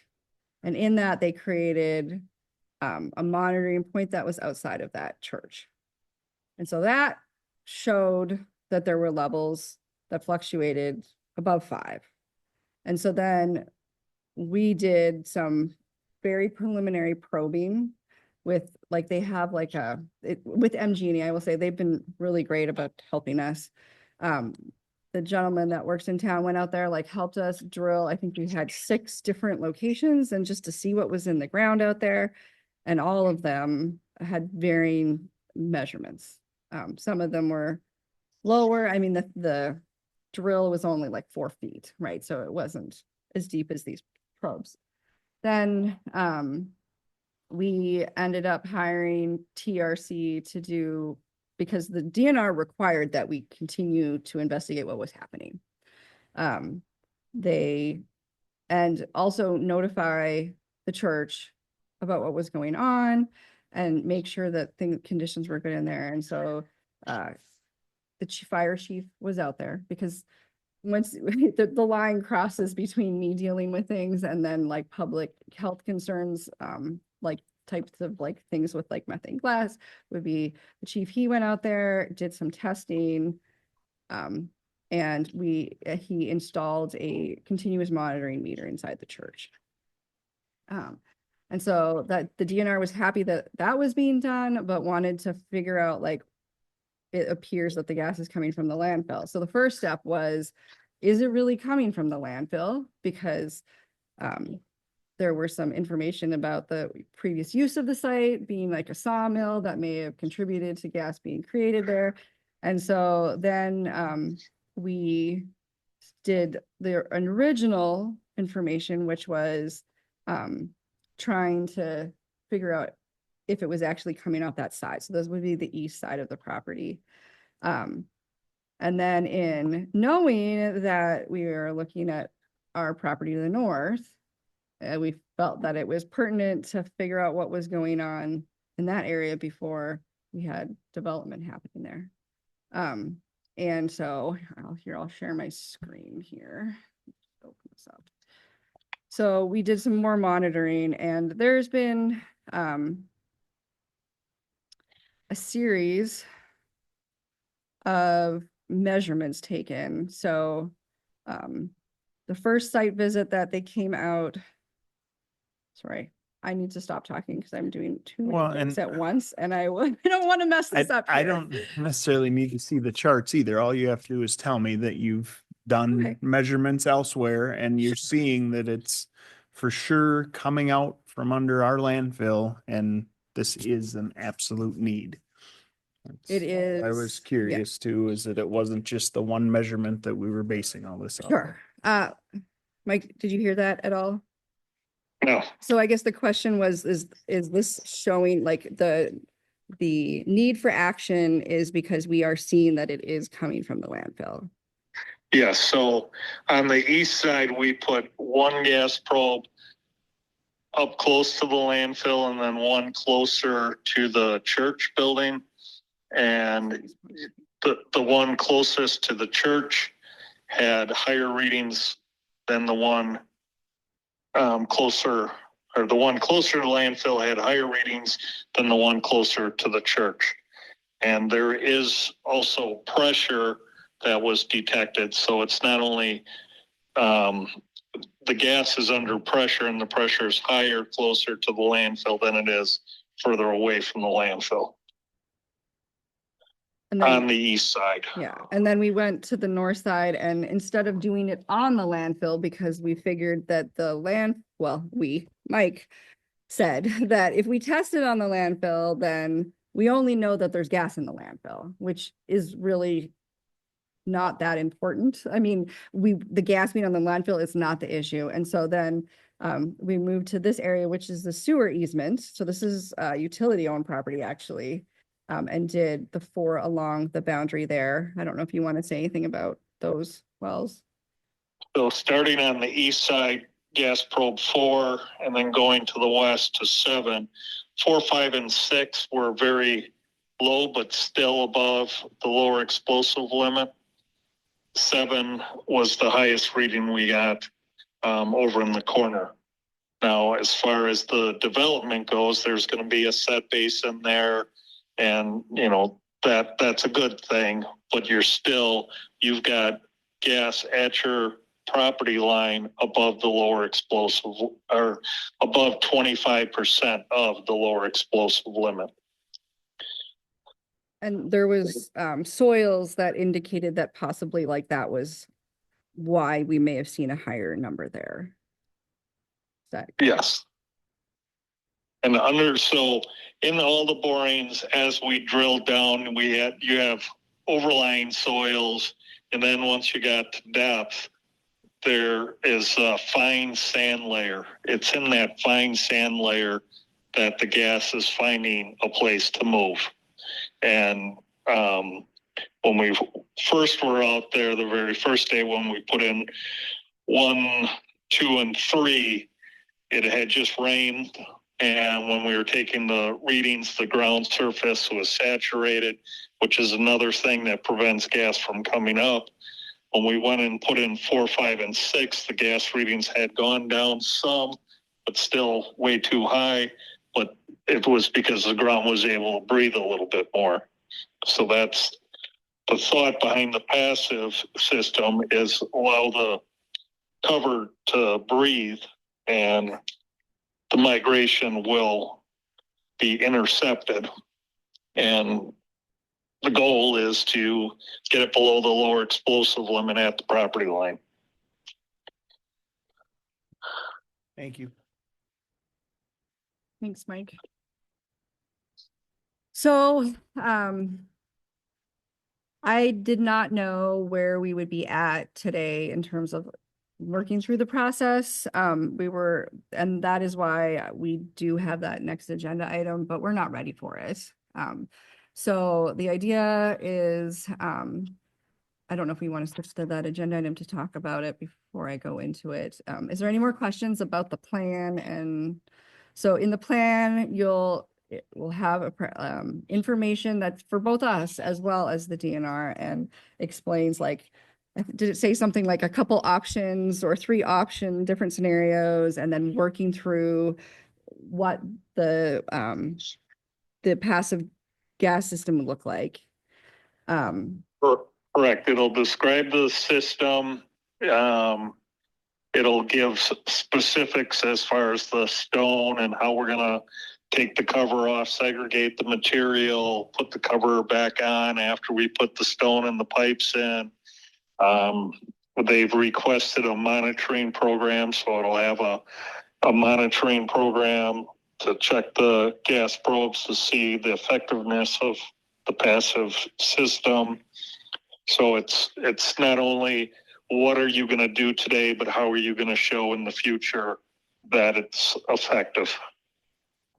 Sarah, while we have the map up, where is it going to be, where those access points are currently? The trench system, where is it going to be located? Where's the trench going to be located? For the most part, it probably will be following these lines. So like along these areas. Okay. Correct. Yeah. Thank you. There was something that I was going to mention and I lost it at the moment. On the north side, there is a fairly steep slope that's going to potentially limit, and that's something I need to work with Badger, on what kind of slope they can actually cut their trench.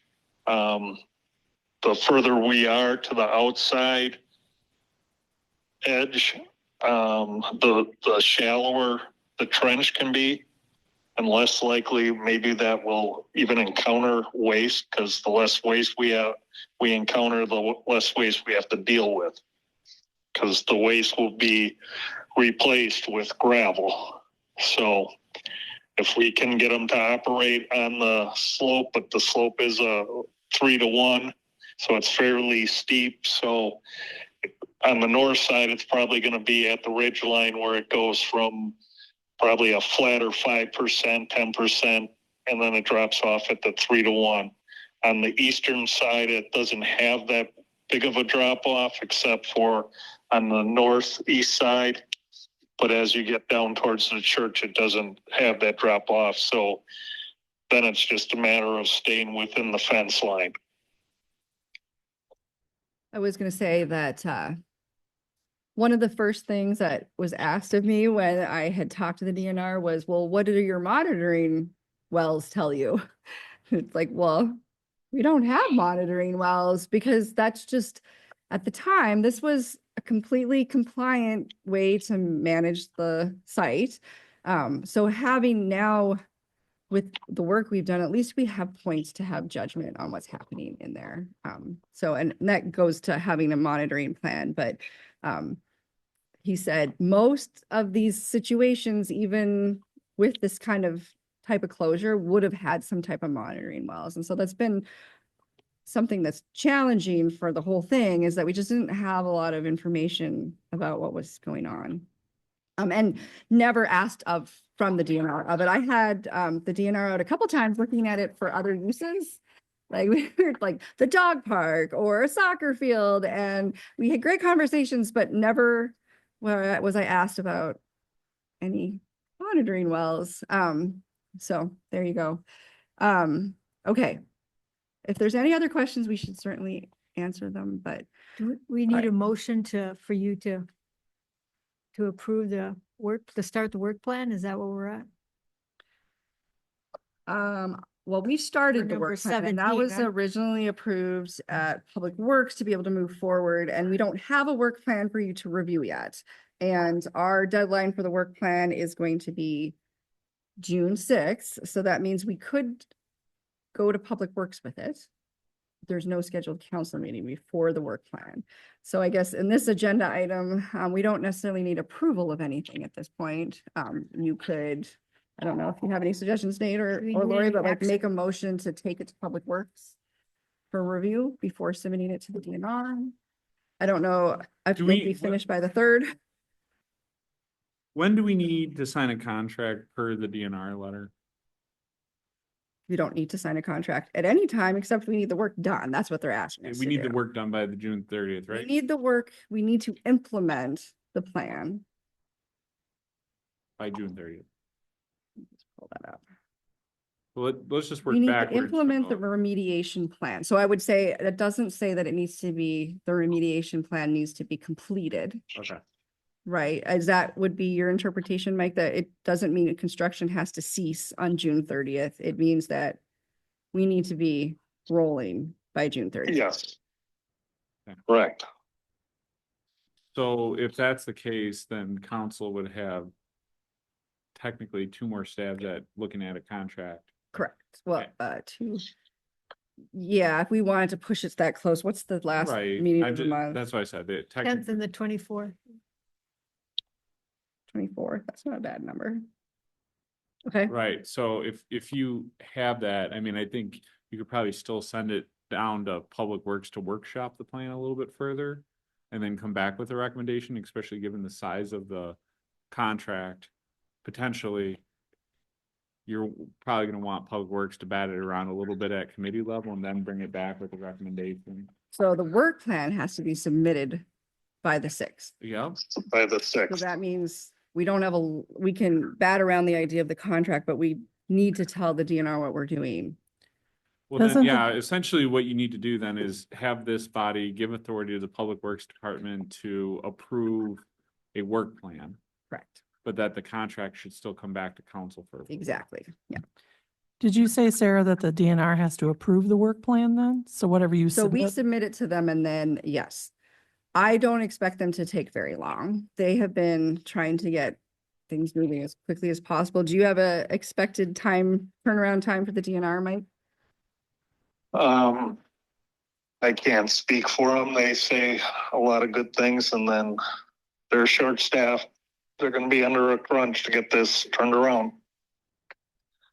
Per the So- letter, it says we only need to provide them the plan by a certain point. It doesn't say anything about when we need to have an approved plan. Correct. Yes, I wouldn't worry about, I think what we need to worry about is giving our plan to them by June 6th. Yeah. And then if they're the ones that push us back and we're not able to sign a contract because they haven't approved the plan by the 30th, I think that's in their court. Yeah. Cindy, do you?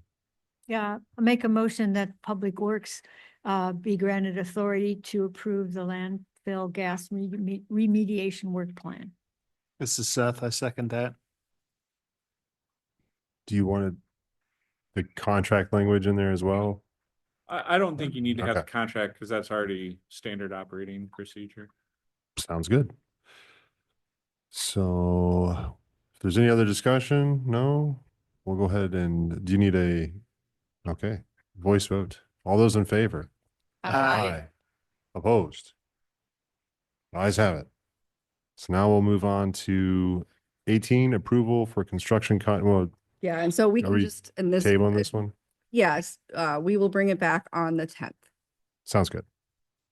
19, review and approval of salt Thank you, shed Mike. bids. Yes, I'll figure out my audio before the 10th. That sounds like a plan. Bye-bye. Bye.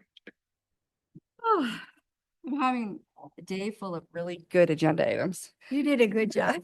That was. Yeah, This one's gonna be lots of fun too. You're doing great. Are we ready for it? I see Nate in motion. Okay. Okay, let's switch screens here.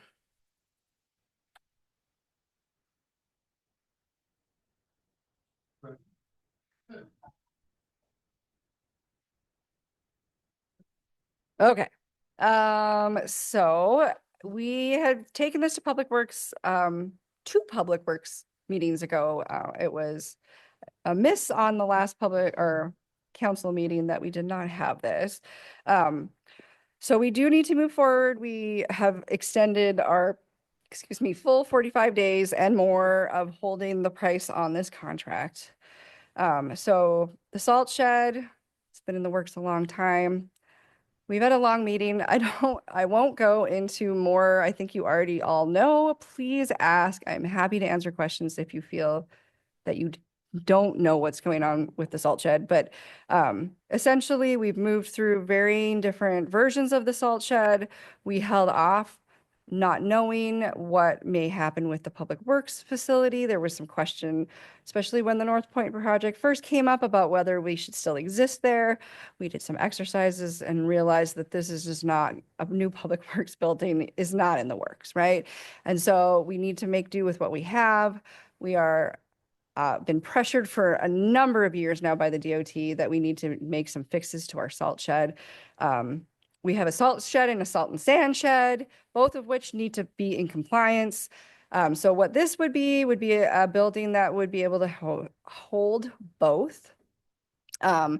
We would be able to have 800 tons of salt on storage, which we currently say we have 600 in the shed when it's full, but it's not really supposed to hold that much. So that's part and parcel of our problem, is that our annual order does not fit in our shed, and we need to be thinking ahead when we're building a new building. So our bids came forward, and there was a range in prices, as you can see here from, this is Bierbecker was our consultant on the project. They had a structural engineer that we worked with. And the base prices range from $506,000 to $636,000. And O'Shea Construction was the low bidder. And they have a bid tabulation attached, essentially saying the same thing, I guess, but the one difference here is that we did put forward a number of alternates.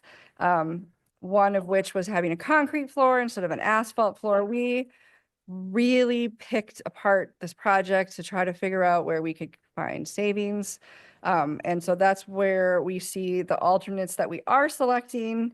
And one of them is alternate 2, which is essentially just a slightly different version of the steel paneling, and then alternate 4, which has the city partaking in some of the soil removal that was unsuitable soil in order to save us some money.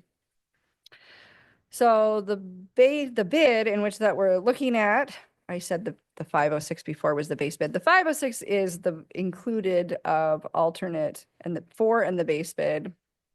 And I have a spreadsheet here because we all know that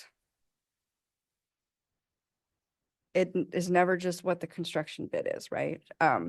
So our base bid was 516 with the 2 alternates. We came to the bid of 503. We always want to have at least 5% contingency going into construction. We need to do the soil testing that's required once we get the soils back in. And engineering on the project, we're at about 25,000 before. We may be able to make it under 25 or at 25, but I put in 30 because at this point, we want to make sure we know that we're all in. So the total of the project with all the engineering and everything is at 561,600. Originally, we budgeted 300,000 for the project. That was based on a bidder who told us that that was absolutely the cost that it would be. And even though we had other bidders who told us there's no way, they all came back with basically the bid that we have. So the only way to actually know if somebody really truly is going to provide the bid is to go for bids, right? Because we can't just accept somebody who tells us they're going to be the low bidder. They have to justifiably be the low bidder, and they chose not to bid. So this is the number we have. So this is with O'Shea. This is with O'Shea. Okay, Yeah. make a motion, we approve the bid with O'Shea at 561,600 with the alternates that were selected. Todd will second it. Can I ask where it's gonna go? Is it gonna go where the old one is? No, it's gonna go on the north side of our shop property, Okay. where the old counties, like their culverts were stored and stuff like that. Second question is, it sounds like we're over like $1 million almost of overages for your Right. department. How are we gonna pay for those? Well, we're gonna borrow, and fortunately, we haven't approved or really gotten too far into the past the first draft of the capital improvement plan for 2025 through 2029.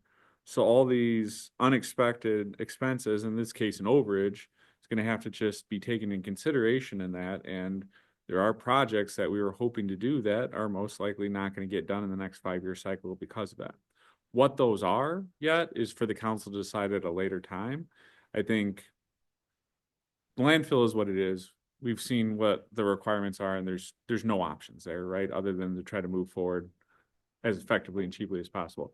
With this one, as Sarah said, this project is more greatly from, originally it was a $90,000 project, but the scope was much different. It was more of like, hey, let's just repair the roof or replace the roof, I think. We're gonna leave the roof and build the bottom. Right, and then over the course of time, much like Eckerd Playground, it morphed into being a full project scope, rip out and replace. And then we got bad information on the bids, and again, I'm just reiterating. So back to my point the question that you asked is simply, we're going to have to take this into account when we do capital planning, but it's large enough where we don't have this money on hand. There is no grants for it. It's a borrowing project.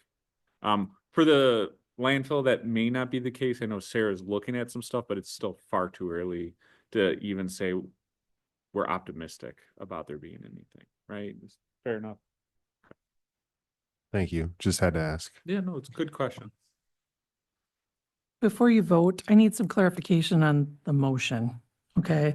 Because you approved 561,600. Sarah, can you go back to Oh, that? That's not the bid. The That is bid- including all the other stuff, so that's Correct. not the amount. So I Correct. need some clarification on the amount and which alternates you're using, because that Yes. is not the correct amount. Yeah, absolutely. So the total bid that we're accepting Oh, I'm is sorry. I was like, move the screen, Sarah. No, it's not you. And the this all, total bid, oh, sorry. I'm sorry, yeah, oh, I'm sorry, this all came through Public Works and Yes. it was, okay. So the total So- bid that we're accepting would be for 503,000. And that's accepting, oh boy, alternate 2 and 3. Let me just double check that because that was, The 561,600 is what we call the global project budget. That includes Yeah, right. engineering and It's stuff. everything. We So we didn't just want need to that. approve the construction contract. Right. Right. Yes. I Oh, you're good. misspoke. It's alternate bid, alternate 2 and 4. 2 and 4. Yeah. So Cindy, do you want to amend that motion to approve 503,000 with alternate bids 2 and 4 with O'Shea Construction? with O'Shea Construction. And you're okay with that? Okay. Thank you, Lori Yep. and Sarah. Roll call. Cindy, Aye. Crystal, Aye. Steve, Aye. Seth, Abstain. Andrew, Aye. Todd Kirking, Aye. Emma, Aye. and Todd Spath. Aye. Thank you. All right, moving on to item 21, review and approval of change order for Main and Decker contract Chippewa Construction We're not forwarded doing from 20? Public Works. 20, review and approval of bids off First Center Avenue reconstruction, Public Works. Oh, wait, which one are we doing? The Do change? the order? Center Avenue one. Okay. Sorry. Center Avenue. Okay. I having a lot of requests today. This is more like it used to be, I think. They used to tell me I spend money like nobody's business, and here we go. Okay, so here is our Center Avenue project. For those of you who aren't familiar with it, basically it is Center Avenue from Parkinson to South Street, doing 1 block of Court, 2 blocks of Jefferson, and 3 blocks of Terhune along the way. We had a pause for a while on this project. We knew we were going to do it. We weren't sure what time frame we were going to do it in because we had appropriations funding and life was good. And then we were written into, well, I shouldn't say we had it. We were written into the bill. Then when push came to shove, we weren't.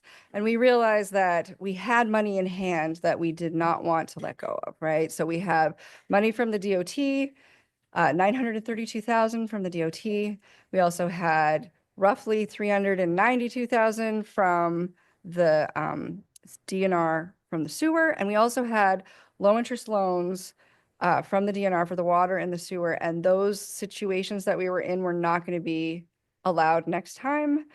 If we were to qualify and be lucky enough to get principal forgiveness, which is essentially the grant from the DNR, our mean household income has increased. And so we are not getting 40% next time, even if we were lucky, right? And the same goes with our low interest loans. And so the decision was made, we're moving forward with the Center Avenue project. That was earlier. So we went through with the bids.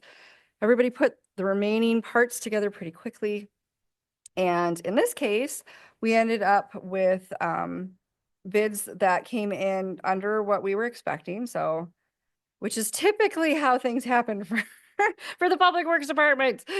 So that's always good.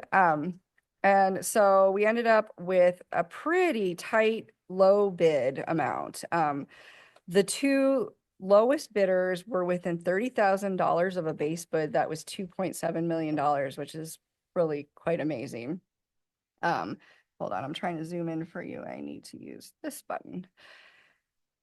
And so, but at that point, the low bidder was in this column. That was our base bid low bidder was Gerke. From that point on, we had a few alternates that were all general fund cost alternates. So we were being very mindful of what our general cost budget that was put forward was 466,000. And so that was why we put these things in as alternates, because they were going to be funded by the general fund. They would be really great to have, but if we couldn't afford it because of our budget, we would just not be doing them.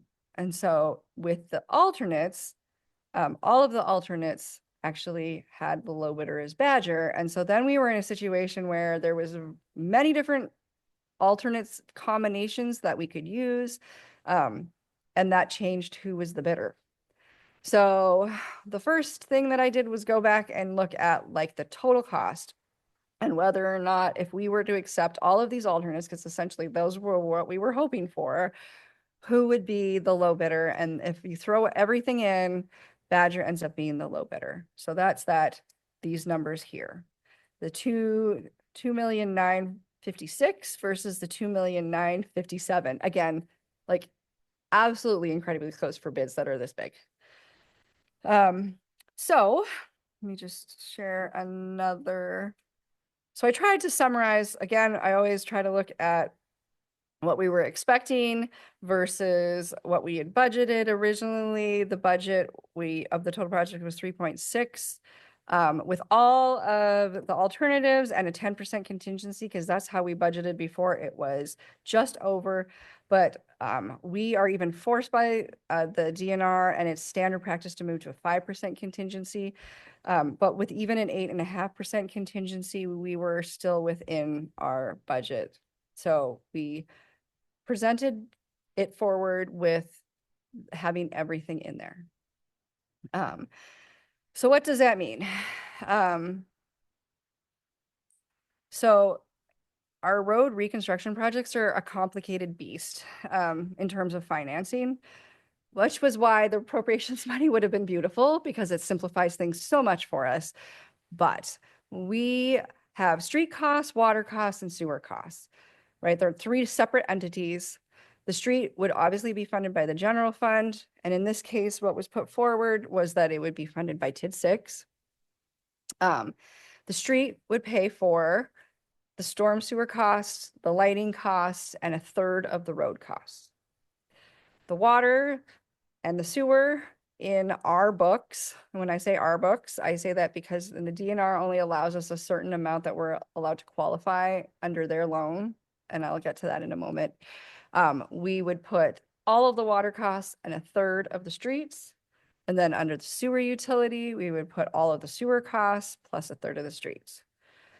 And for each entity, the grant amount that we're proposing is slightly different because we want to make sure that everybody gets all that they can, and we take care of the general fund portion, because that budget is very much more stringent. So what ends up happening is we have a different amount of grant, and I say that loosely because the DNR is called principal forgiveness, that we would allocate to each entity. Water, while they take on the highest cost because their infrastructure just costs more, it has the least amount of grant, and part of that is just because of the fact that there's no water principal forgiveness grant. Well, the sewer gets a larger portion because they qualified for a grant that was only allowed for sewer. And then again, we want to try to balance the costs out for the streets. And so under the DNR or the DOT grant, we put all of the storm sewer cost in this calculation. In their eyes, we've split everything down the middle between streets and storm sewer. And then whatever we can remaining for the streets. So in the end of the day, what we are looking for using a 5% contingency. So these numbers, again, contingency is such that it is fluctuating. A street or general fund TID 6 cost of 456,000. Again, we had assumed it would be 466. Water at 1.176 and sewer at 559,000. What this means, because I alluded to this interesting way of the DNR looking at what they will allow the utilities to fund through the DNR for street costs, it only is 20%. I don't know why they came up with that number. It really truly doesn't make a lot of sense. It used to be 50-50. But in any case, what ends up happening is there is a portion that isn't going to be covered by the loan from the DNR that each utility will have to take on, and it's about 30,000. And we do have money for those in our reserves. We looked at, is there another way that we could borrow the money? Because we actually, the money in our reserves for the utility is making a lot of interest. We actually make a significant amount of interest. And so we thought, is there a way that that could make sense? But we're not going to be able to get a better interest rate than what we're making, right? So it doesn't make sense for us to borrow for that. So long story short, the project, we are at the 476,000. We're going to be getting about 1.28 million in grants between the general fund and the utilities. There'll be loans in the 2.12 million, or excuse me, 2.19 million. And then we're going to have contributions from the water and sewer from reserves of about 60,000. So I give you all this because you need to know how to pay for something before you accept a bid. So we talked through this at Public Works. At that time, I was not sure about being forced to use a 5% contingency on our loans. So I had to do some figuring, but that is in fact what they are allowing from their loans. We can always assume more contingency ourselves, but they won't give us more than that at this point. So in any case, that is how we would pay for the project. And what we're looking for is that same recommendation that came from Public Works, which was approving the Badger environmental contract with all of the bid alternates.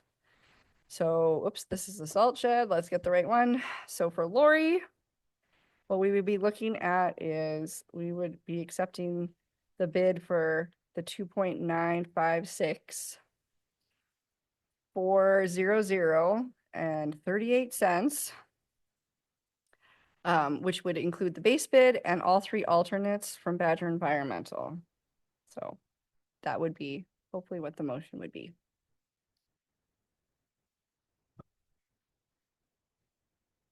Cindy. Make a motion, we accept Badger Environmental with that base bid of 2,956,400.38 and all the alternates. Is that right, Lori? All right. Say, Todd, I'll second. second. I think AJ got that one. All right. Any other discussion? Roll call vote, please. Crystal, Aye. Steve, Aye. Seth, Aye. Andrew, Aye. Todd Kirking, Aye. Emma, Aye. Todd Spaeth, Aye. and Cindy. Aye. Whew, okay. On the 21, this is the review and approval of change order for Main and Decker contract, Chippewa Construction, forwarded from Public Works. Okay, so this is a nice light one. Thank goodness. It's been a stressful day. Okay, so the change order is a change order, sort of. And why I say that is because in order to get Chippewa to do that additional repair work, this one was specifically for the work that's in front of the bus garage. We just included them in our current bids in order so that like we've acquired them there on site instead of trying to do another set of bids with them, and their prices were good. And so when we do the repairs, and we've done a number of them, if you remember, we had a budget of 30,000 last year. We only ended up spending about 16 because just the rest of the project never got done. And then we have 30,000 allocated for repairs this year. We'll certainly be closer to that number. And for most of those, you don't necessarily see them because they're part of the construction bid. They're just a higher quantity, like there's just more concrete removed. But this one was, we went in and dug out the soils underneath the spot in front of the bus garage and put geotextile downs because we did not want any more movement there. We wanted to make sure the soils were good. And in order to do that, there was that cost $3,047.94. And so instead of trying to explain this to the DNR, nope, the DOT, I work with both of them all the time. We figured the easiest way to do it would be to add it to the contract that's all ours. So here you go. Even though this is for the corner of Main and Decker contract, we added that as a change order for the work done in front of the bus garage. So that is the change order that we're looking for approval for, and that did also come from Public Works. This is Todd. I make a motion to approve the change order for Main and Decker contract for Chippewa Construction. For $3,074.94. Okay. This is Crystal. I'll second. All right, we have a motion and a second. Any other discussion? Is this the same group that had a deadline that didn't get it done in time? Correct. So the deadline incurred cost will come out of the contract that they have. So the next or the last contract pay request, we would deduct the amount, which was 10,005, I think 64 was what it was. Sweet. Awesome. We'll do a roll call vote. Steve, Aye. Seth, Aye. Andrew, Aye. Todd Kirking, Aye. Emma, Aye. Todd Spath, Aye. Cindy, Aye. and Crystal. Aye. On to item 22, review and approval of bids for $1,514,000 in general obligation promissory note, series 2025A.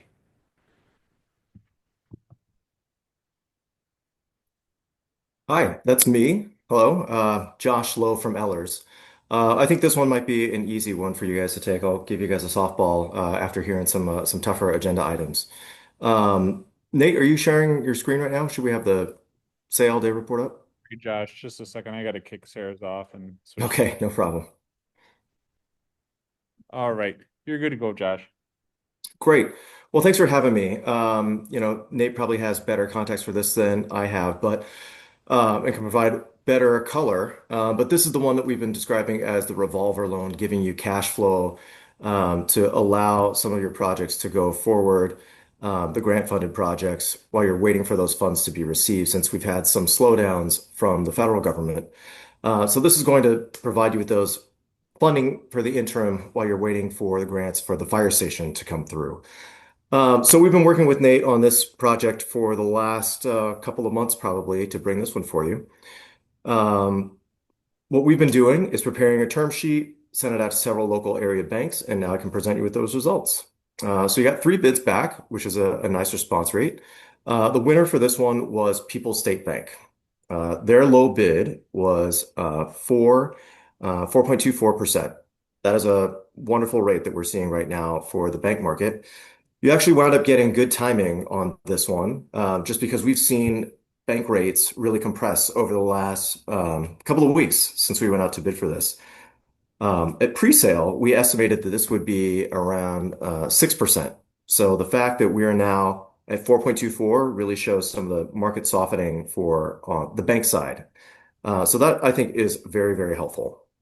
So what you see on your screen here, just some real summary statistics at a high level.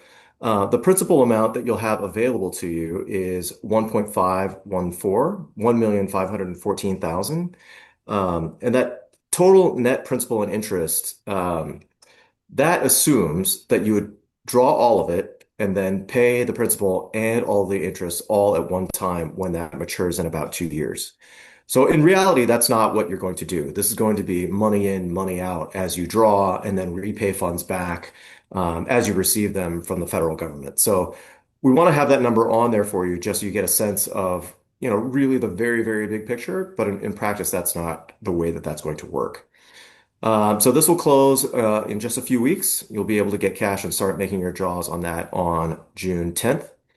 And if you want to scroll down to that page right there, we can see just how the spread of the bids that came in. So these are certainly some of our greatest hits of respondents for our proposals that we see in your area of the state. So People's Bank, as I mentioned, 4.24%, ranging up to Royal Bank's 4.69%.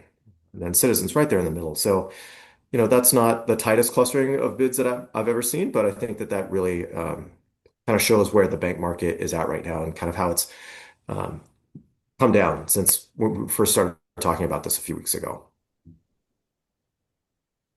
And then, yep, the last page we've got there is debt service schedule as it exists right now. As I mentioned, yep, so you can see it right there.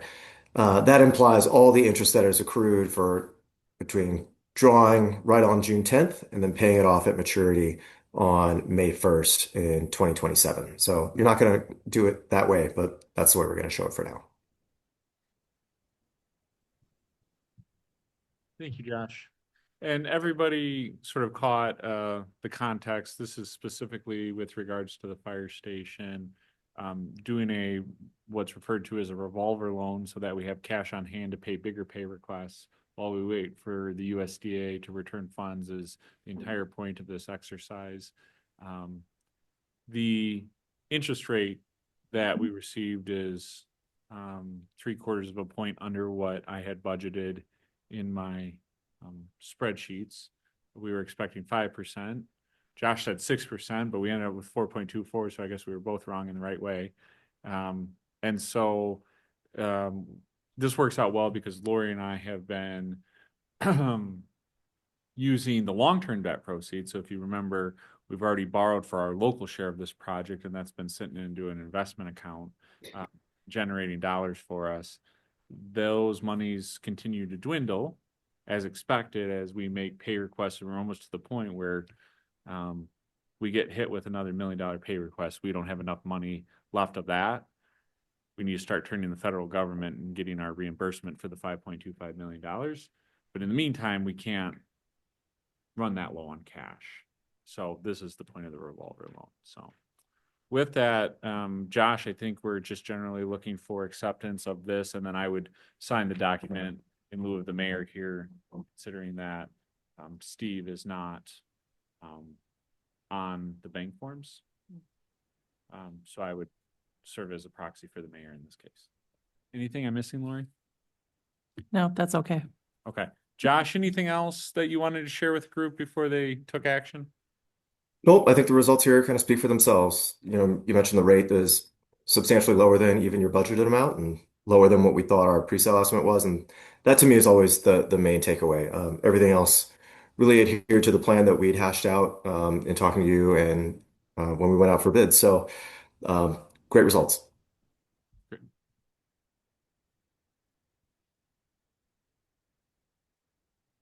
AJ, make a motion to approve the People's State Bank bid of the general obligation promissory note of $1,514,000.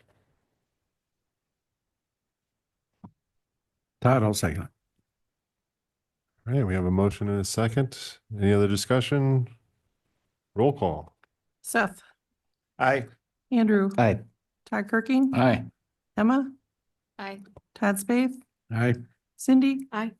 Crystal, Aye. and Steve. Aye. Thank you. Thank you. All right, item 23, discussion with possible action on capital improvement projects borrowing for 2025.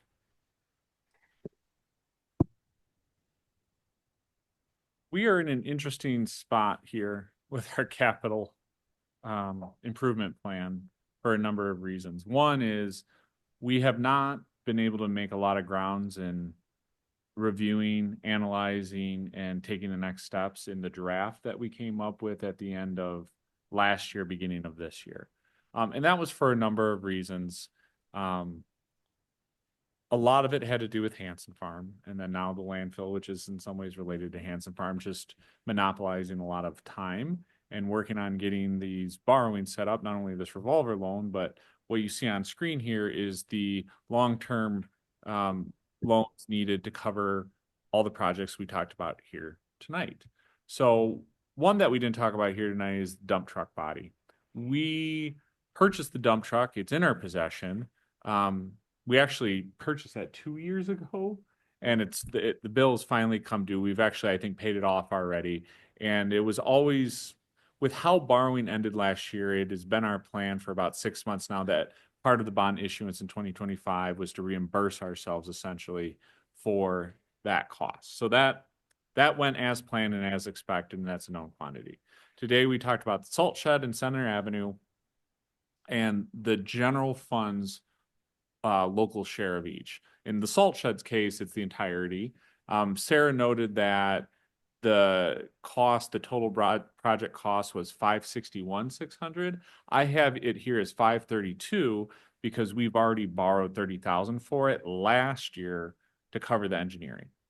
Okay, so this is basically the phase 2 of the project, which is actual construction of it, and it's just rounded to the nearest thousand. It's 532,000.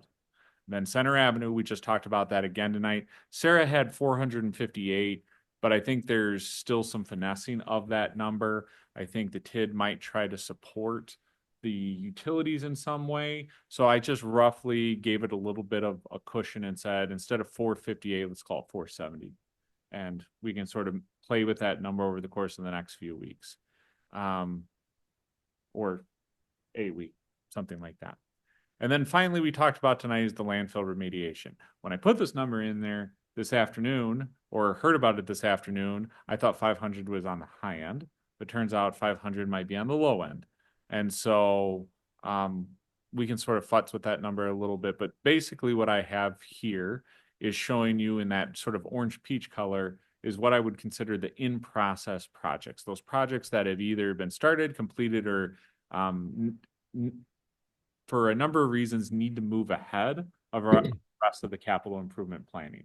And so what you can see we're doing tonight is basically creating a stopgap or interim capital improvement plan that needs to get done this year because things have been delayed. And in order to keep certain projects moving, take advantage of funding sources, deal with, I guess, DNR federally mandated mediation efforts, we have to move on them now. And so that's what we're talking about tonight is setting a number for our long-term borrowing, what we'll call the 2025B issuance. All right. So right away, when we just talk about the in-process one, we're talking about at least 1.6 million. On a good day, it might be 1.5 million, but it will most likely be potentially 1.7 million, depends on what the contract looks like when we look at it from Badger. So then the question after that is, we have a number of additional borrowing projects that were on the draft CIP for 2025. And those projects are listed here in this space. I'm going to show these to you with the note that they have made it through the draft CIP, but they have not made it farther. They have not gone to council. They have not been vetted by Ellers in which to say, yes, we can do all these in that year, or we can do all these, period. Right? So they're still in a very much a draft state. But if we're borrowing for $1.6 million and there's projects on here that we generally know that, yeah, we're going to want to do some of these, the exercise I would have you go through tonight is decide how many additional dollars you would like to borrow as part of this issuance so that we can save on further issuance costs, right? Because Ellers does a great job and I find them very financially affordable, but it's not something that we want to overuse them where we're spending another 25, 30,000 on bond issuance. And not only just them, but it's the S&P global bond rating and Quarles and Brady. The local issue is much, much simpler. When you do these long-term issues from long-term millions and millions of dollars, it requires a whole nother layer of oversight and thus cost. So I show these just to give you an idea of the fact that we could, if we wanted to, borrow another 1.3 million. I'm not suggesting that we do. What I'm asking is how much additional dollars can you be comfortable borrowing in this year? And that's going to sort of be our limit for capital improvement projects for they do not want to have to go out and do another issuance. Now, I say that knowing that this Hanson farm, which right now is, I think, overestimated, but we'll see, we're going to have to do another issuance for that period, but it was likely we're going to have to do another issuance for that regardless because of the nature of it, the fact that it was going to be a revenue anticipation bond instead of a promissory note. So Josh may be able to get into some of that, but that's what I've been told. So I'm going to pause there and ask if there's any questions. My button came undone. I got to plug in my computer. Any questions? Would we want to do something that like, we rolled the 1.514 into the rolling? Would we want to do that again? So then we have extra cash, adding interest and. You're talking about the investment fund? Mhm. Yes, we've already been in touch with Ellers and they are basically reopening or renewing our investment account. We have a separate pot of money. It's not going to be within the fire station one originally. So we did open up a second one that we'll be investing these funds into until we have to draw out of to gain more interest. Yeah, so exactly. We're going to be doing the same thing to generate some interest while we wait for these projects to be purchased. Would we then, I mean, Pandora's box, you want to, more things happen, would you want to borrow more than what we need as a precaution? So the challenge to this exercise is there's a capacity. Let's start with this question. Josh, how long do we have to spend money that we borrow on a project? I believe the answer is 3 years, but can you confirm that for me? Yep, you've got it. It depends on how much you spend, but usually if you borrow less than 5 million, which is probably what you're going to wind up doing, it's 3 years. I think that's fair enough for this conversation.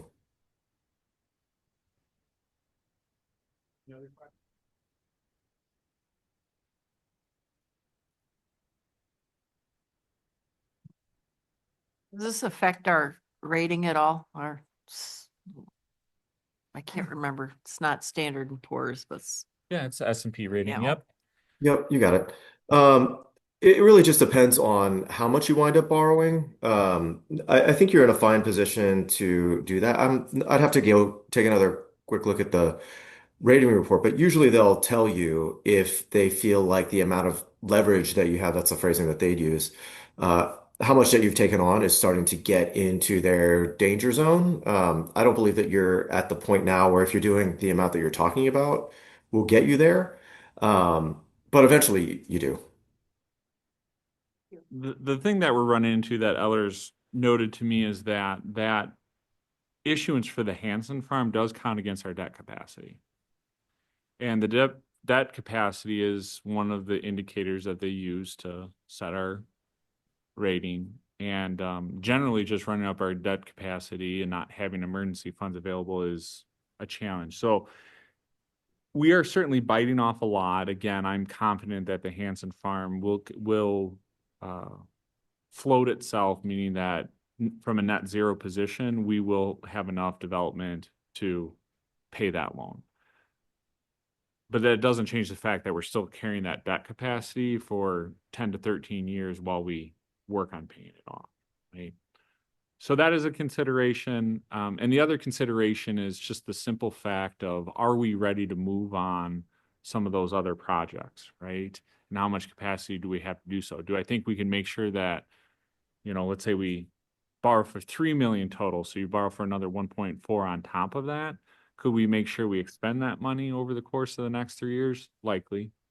As you can see here in this segment, this is what is in the draft plan for borrowing between the general fund and the TID. So these would be monies that we would be borrowing for over the course of the next 5 years.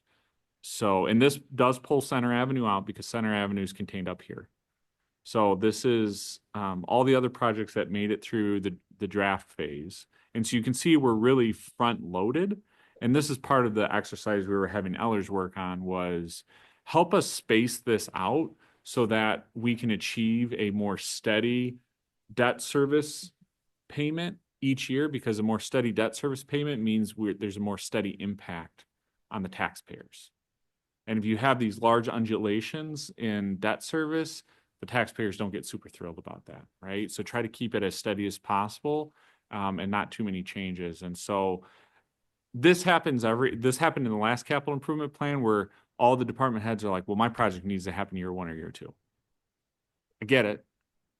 but let's try to space them out in such a way where they're having a more balanced impact. So if you waited, if you said, hey, we're going to borrow for 2.25 million, 2.5 million, you're still able to borrow another $900,000, which if this were to happen as it's shown here, the average per year of borrowing is $1 million.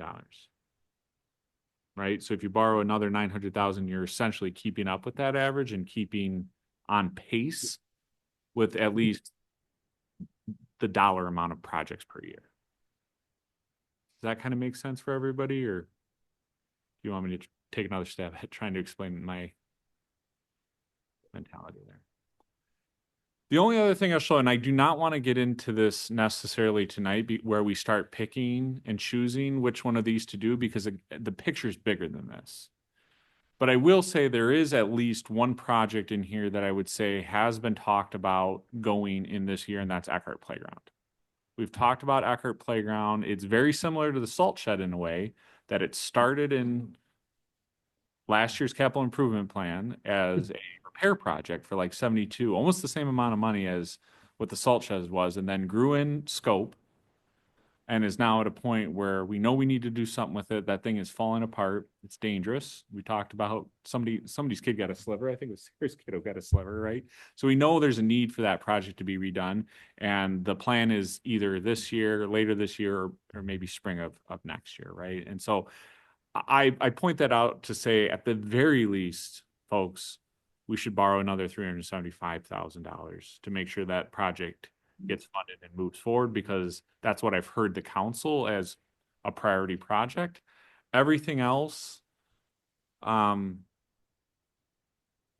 because they haven't straddled the two capital improvement plans in the same way, I can't. It's still for the council to decide, should those be year one, should those be year two, should those find their way in the capital improvement plan at all for year fives. But I just want to give you an idea of, again, from my opinion, the right number for up here, from what I see, is at least $2 million. That gets these projects what we want done and make sure Eckhart Playground gets pushed forward. But again, if you want to say there's a few more of those projects we need to start knocking out, let's try to stay on pace and let's borrow another 900,000 to try to stay on pace. That could be a way to go as well. I'm offering you a couple like buffet of options to simplify it, but of course you can pick and choose in and around that. Josh, is there anything else you would like to add with that? I've been working with Ellers on the topic. They sort of talked about, obviously, the efficiencies in trying to do one borrowing instead of two borrowings, but they also talked about what banks and securities market, what's an attractive number for them. Yeah, so just to check on those two pieces, what's attractive to underwriters? So anytime you're going to go probably over $1 million, I would say that's generally a rule of thumb that puts you in the securities zone, rather than what we just approved on the last item where we did the bank note. So in that case, People's State Bank is going to hold this on their books as a loan, compared to what we did last year when we financed the fire truck or fire station, excuse me. That's going out to the municipal securities market, right? So individual investors will buy those notes, right? And they'll be the ones receiving the interest payment, not the bank. Okay. So usually once we go over $1 million, we're going to securities. Nate mentioned that every time you go out to the market, that includes not just our fees to help facilitate the transaction, but bond counsel, disclosure counsel, the rating fees, all those add to it. So when you're doing that, you really get the economy of scale by going bigger at one point. But as I was talking to Nate earlier, this afternoon, I don't think that would be a good argument to do projects that you don't feel like you're ready for. If you're going to start doing, projects in the millions, you want to be thoughtful about it so you know what you're getting into. The price of that is, the transaction fees. But if you feel like it's important that you're not really ready to do those products yet, and they're just not affordable in the manner that you define it to be, then it might not make sense to combine them just for that efficiency basis. that's really something that's worth thinking through. If you're 100% a go on these projects, then it probably makes some sense to do it. If you're feeling a little bit uncertain, how much do we really want to take on at any one time? Some of those can get moved to out years. We also work with plenty of clients that do 2 years worth of borrowing at any one time. So you're borrowing for this year's projects and next year's, knowing that, as we mentioned, you've usually got 3 years to spend them, subject to some broader IRS guidelines, which we can help you figure out. But that's another rule of thumb that we use. Everything that I'm seeing that Nate shared on the screen seems likely to be able to be executed within 3 years if you did the borrowing for them now. Also, we can help you invest those funds in the meantime. So even the ones that you're not going to implement until next year, you can be earning interest on those in the meantime. So those are just some other variables to be looking at from those two perspectives. Securities also gives you the opportunity to go out for 20 years compared to just 10 for banks. There are good reasons why we would pick one or the other and really help you think that through. But the first step is really deciding which projects you want to borrow. And of course, we can give you some numbers to react to see how much you are comfortable taking on. But given the fact that you've already talked about so many other projects just in this evening before I hopped on the call, it might be a good argument to just make sure that you're getting just the projects you need to do this year and think about, the next projects as you come to them maybe in next year. That's just my reaction after hearing some of the conversation tonight. And just to reiterate, the key thing here is talking about setting on a borrowing amount we feel generally comfortable with at this point in time, which is a hard exercise, don't get me wrong. What we're not talking about is the exact project for which that money will be used for, because there's still some work that needs to be done looking at all the projects. And so if we're basically setting ourselves, this is our allowance for the rest of the year, right? This is what we feel comfortable. We can get enough done with this amount of dollars where we feel like we're staying on top of our capital improvement plan, but we're not out in front of our skis so much and the reason why this is a special point in tonight is because the landfill and the increased costs on the salt shed. Center Avenue performed really well. That was a project that came in where it was expected. But those two have had, it's 200,000 for one, and the full amount, 500,000, was unexpected, was not seen when we were doing the capital improvement plan. So there's no doubt, and I said this earlier in the meeting, that projects off the draft are going to have to be cut. There are some projects on there that are going to have to be cut, and that's just the reality of it. We were already being very assertive / aggressive with our draft plan that just to absorb another $700,000 without some other stuff coming off is, frankly, I don't believe is feasible. So we're going to need more time to figure out which projects continue to make it on the list and which projects don't. Again, the exercise tonight is what allowance do you want to set for yourselves? And Nate, one last thing I might want to mention, just thinking about going bigger, certainly the more dollars you're going to borrow at any one time, that'll attract more attention from the underwriting community. You're more likely to get more bids the higher you go. I don't know if there's too much marginal difference between going, say, 1.5 and 2 million. If you were going to jump from 1.5 to 5, you're definitely going to get more attention. But, Viroqua is a finely rated community. 1.5 million is on the lower end of a securities offering. But I would probably guess somewhere to being 3 and 4 bidders on that. Of course, the more bidders you get, the greater likelihood that one of them is going to be even lower. But I don't think that there's a guarantee that by going up, a few $100,000, you're necessarily going to attract more attention to your bid and therefore get a lower rate.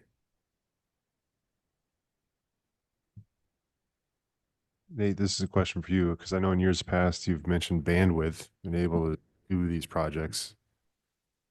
Do you have the bandwidth this year to do these projects? Well,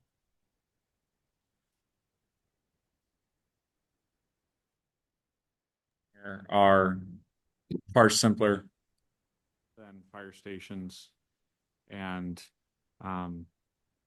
Sarah's department lives and breathes doing these projects. That's sort of what they were built for. Public workshop updates gives me a large pause for concern because that is a more substantial building renovation project. But things like sourcing and procuring a snow blower, another pickup truck, or a taxi, speed board. Some of that stuff are so small that it's, I mean, I'm speaking on behalf of the department heads back there, but I feel like those things, I mean, Rick probably already knows exactly what he wants when it comes to the speed boards, right? So him buying 2 more of those is probably doesn't take a ton of time, right?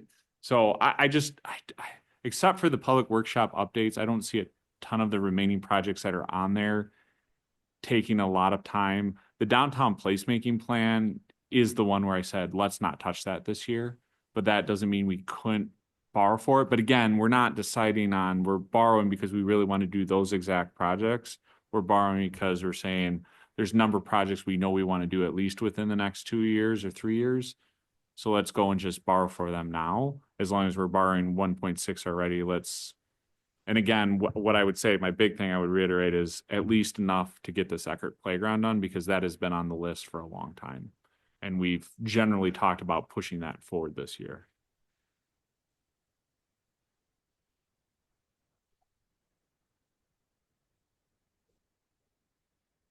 It's a big what question dollar- at the end of a long night. If we did include the Eckert Park, which is a big thing, what kind of a dollar amount are we talking about borrowing? I'm not working, my math's not working anymore tonight. To add the 375. Right. Without it though, without it. Right. So if you did the full shebang, right, you would be talking about 2.9 million all day. Again, I'm not recommending that at this time.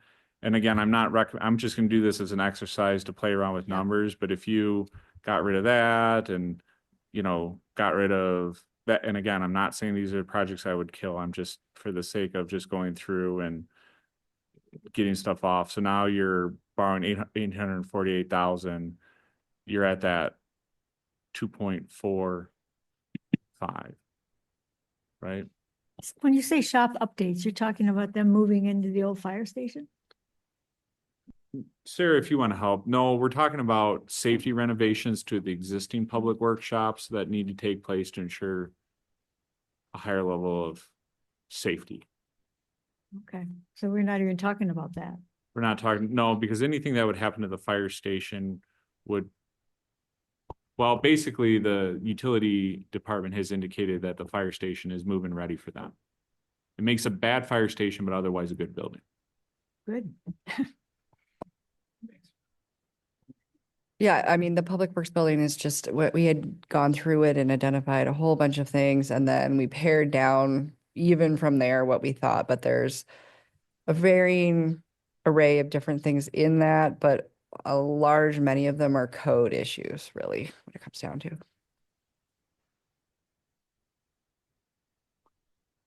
Lori, did you have something?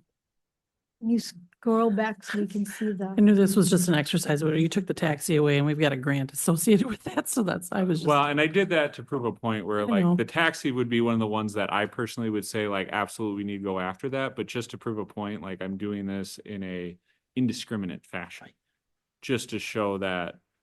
So if I pick on everybody, Lori doesn't think I pick on her, but yet she still thinks I pick on her. So again, for additional $848,000, we can tackle most of what's on here. But again, we still have to decide whether these maybe get pushed back a couple of years and some things that are on the 26 move forward. Some of that stuff has to be fleshed out. Thanks, Crystal. Does anybody have any thoughts, opinions? A question for Josh. Josh, in order to stay on target with our schedule, when does Ellers need an answer on this? From the moment you guys say go, I would say it probably takes about 6 weeks to make sure that we've got this in motion and closed. That's probably a pretty aggressive timeline. So, let's say 2 months. I think it'd be best for us to take this back, give you the full pre-sale reports. You can have a full understanding of what the tax impact would be for a proposed issuance. From that point, it's probably about, you guys have a rating, so that adds a little bit of time. Yeah, about 2 months, I think is fine. And we're already at a point here where those items, like typically what we try to do is when we accept a project, we like to have our borrowing as a known quantity and we accept those things together. In this case, it's just not possible for us to be able to do that. So we're already blew past our timeline on linking those things up. So having 2 months to do it means that you don't have to lock in anything tonight, but we need to start thinking about general direction you would like to give us on this. What additional information may you need at the next council meeting when they're coming back with, you know, the pre-sale report or whatever it is Josh talked about. I think starting to give us general direction, and there's an ability to shift from here. So don't think that you're locking into anything, but we need to start talking about like what's a number we generally want to start feeling comfortable with. Yeah, if I could just hop in for a second. If you guys wanted to give us a bogey and say 1.8, we can start moving things on our end to start putting documents together, getting compliance things together. All of those can change right up to the day of sale. You know, what we put into the initial resolutions and give you in your pre-sale report does not lock you in to a path. We'll certainly start working on this, but you know, if you need time to think things through, there are lots of ways that we can help you along with the process without going through all the steps. So we'll certainly look to Nate to provide leadership at the local level, but Ellers can work behind the scenes with, you know, a target. It doesn't have to be precise tonight. Go ahead, Chris. Well, and one of the things I think we should be thinking about too is none of the prices are going to go down on any of this stuff. And we've just seen major hops in things we thought were, you know, they've doubled in a year or two. So I do think we need to keep that in mind as we move forward and probably go at least some over what we're comfortable with. I just don't know what that magic number is. This is an 8. I've always, like I said, always trusted what your judgment and all that. What do you think we need to borrow? Well, I set a floor at 2 million. 2 million gets us through this, what we have to do, and make sure Eckhart Playground is generally funded if it needs to go this year or next year. So 2 million would seem like a wise decision to me. The bigger question, Todd, is over the course of the 5-year period, is this number is going to have to get chopped down.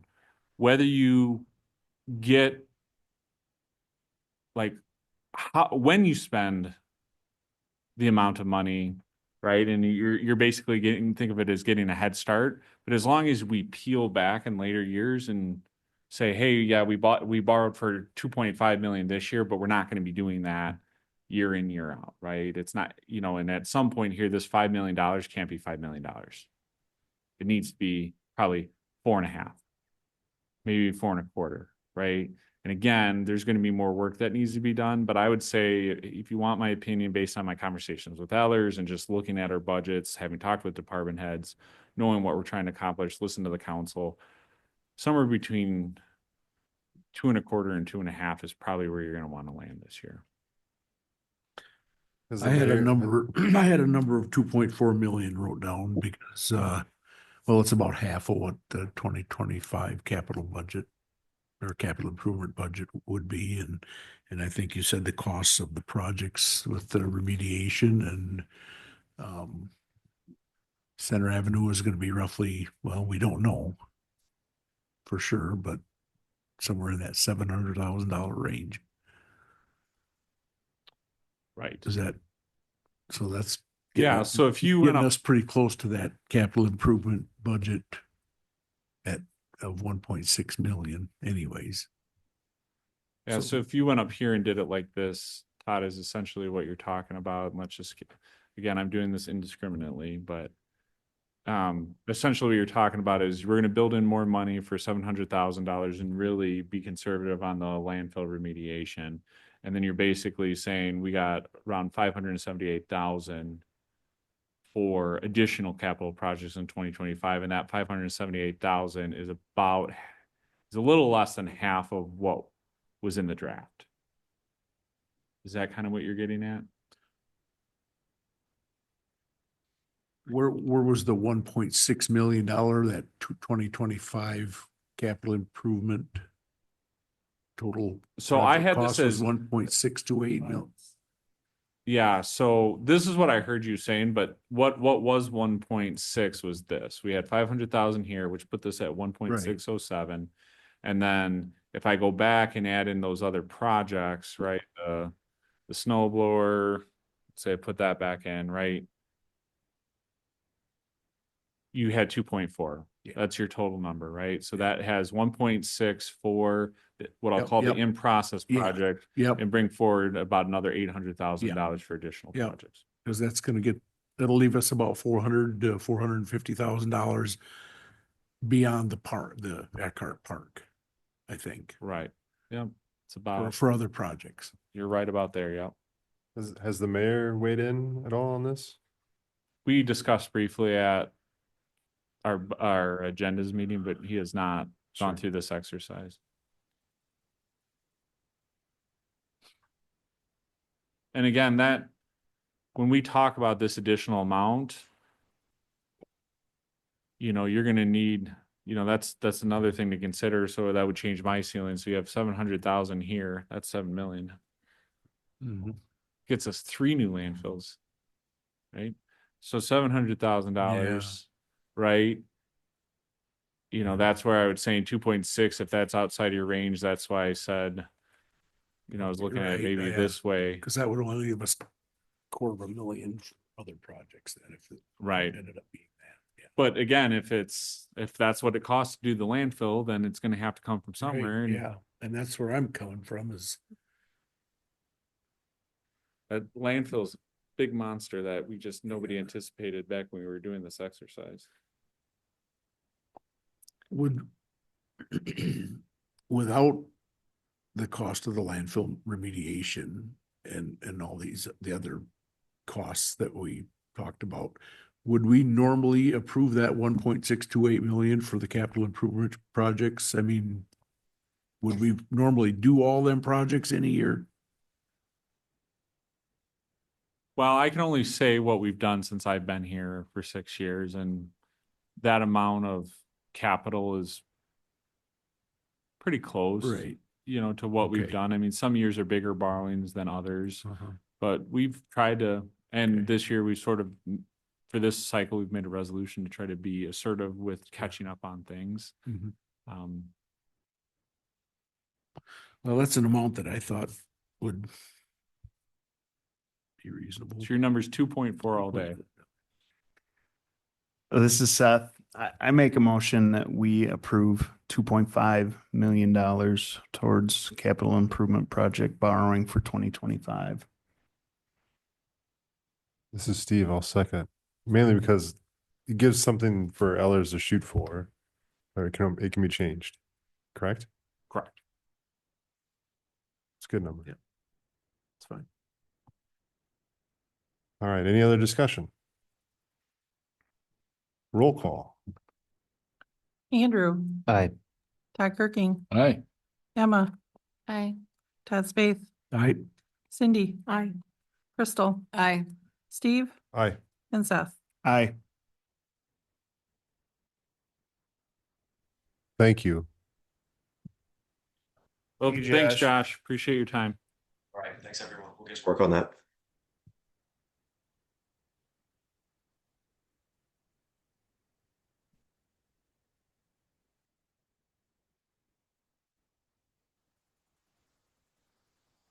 All right, moving on to, let's see, number 24, discussion with possible action on ordinance amendment to allow ATV UTVs on Main Street.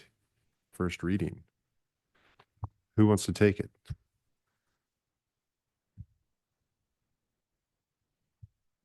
This was in public safety. It did not move forward from public safety with their recommendation. There was a vote that failed, or I shouldn't say that, there was motion that failed and never made it to a vote. And so I believe Seth had asked that it come forward for this group's consideration. And again, the big change here is that ATV are not currently permitted on Main Street. They are permitted to cross Main Street.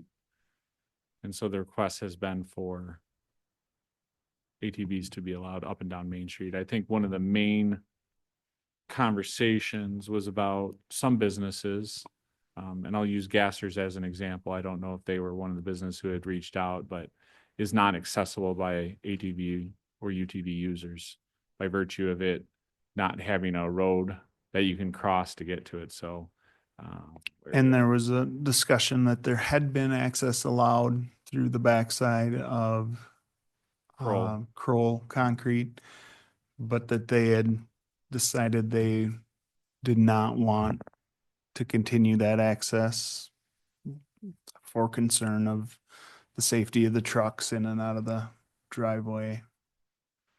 And it was initially brought up the idea of amending the ordinance per just the discussion of not really receiving any concerns at the time from chief, and seeing that it is an opportunity that other cities do allow, and we just approached having it rewritten, but wasn't really strongly supported the last time at public safety. So wanted you guys to see it. Did they used to get the gassers from the, I always want to call it Connect, they used to be the cement people. yeah, so they used to come up this way through Fairgrounds, I guess, and come in the back way of Crowell and then be able to shoot across because you can cross Main Street, but there is no other roads. So Culvers and Gassers are sort of on an island at this point, as well as, I guess, Walmart you could get to if you came in the back route off of Nelson Road. They get to the mobile station, I guess, maybe from behind Culvers, I don't know.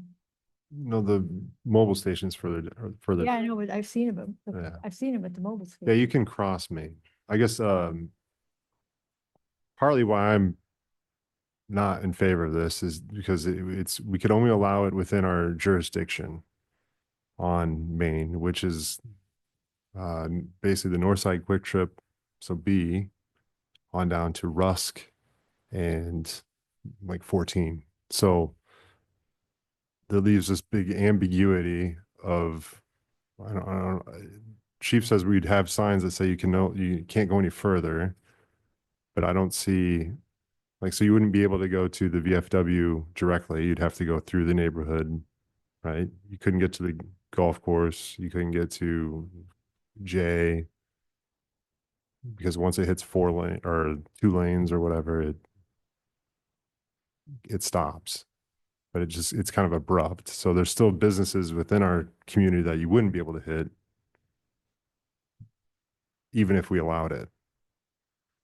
And to me, especially the north side of town where it does become 2 lanes, I just feel like it's already challenging enough in an automobile where you're seen, because I know currently we don't have a stoplight at the Walmart area, but then it goes from 1 lane to 2, and it just, according to the law, you're supposed to stay on the absolute right side of the road. But if you're going to turn into McDonald's up the way, then you're going to be changed. To me, it seems unsafe.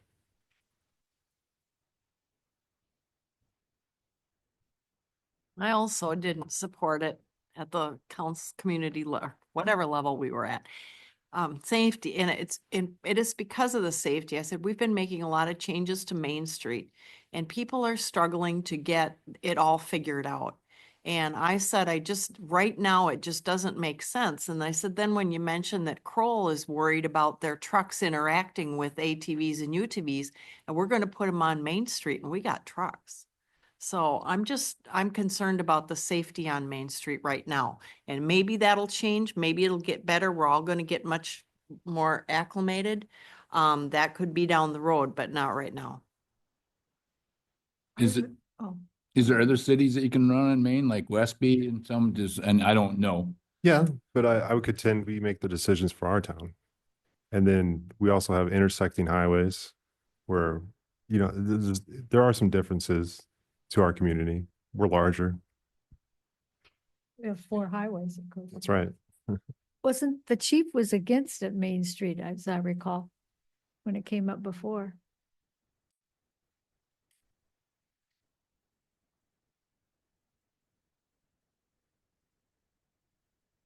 You guys vote however you want to. I'll support it. I'm just here for facts and numbers.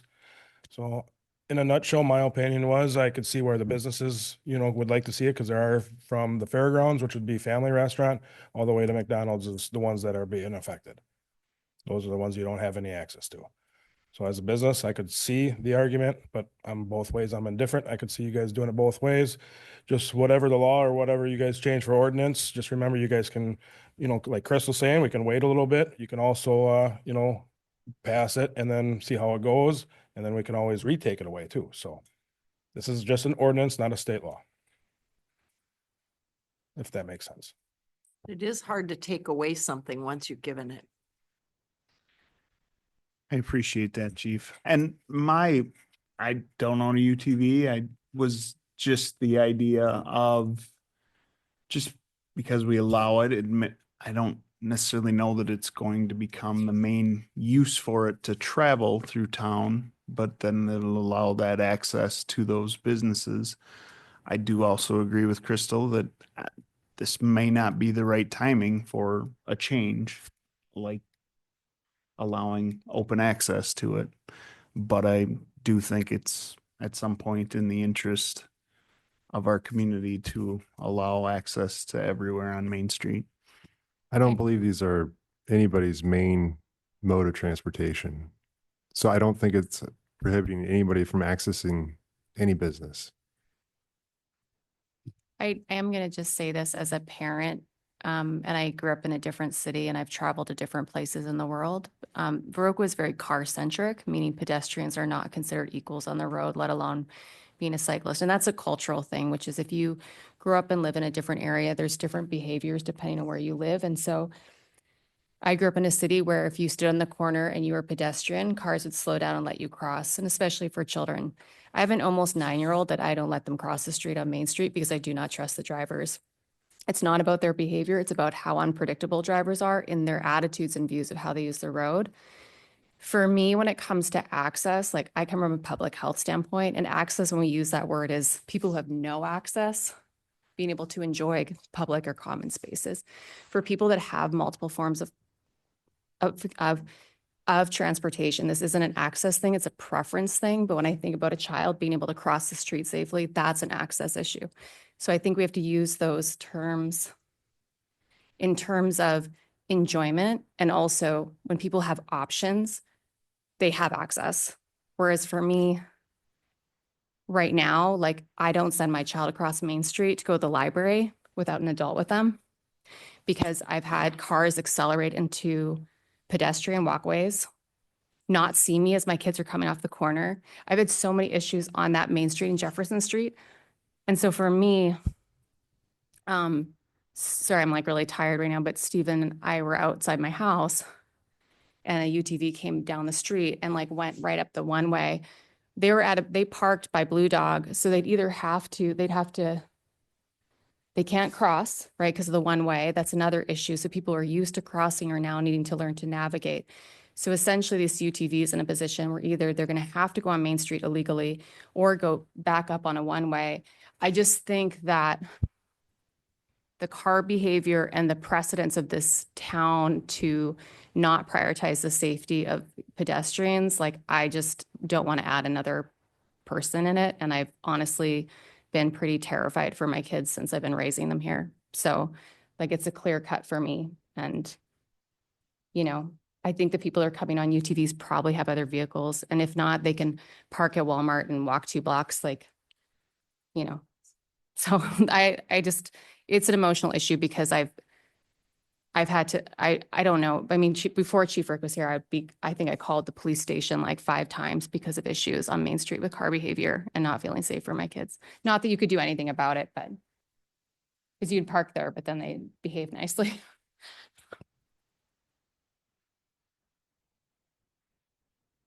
Is there any liability for the city if some truck loses their brakes and runs over UTV? I mean, is it any different from any other vehicle?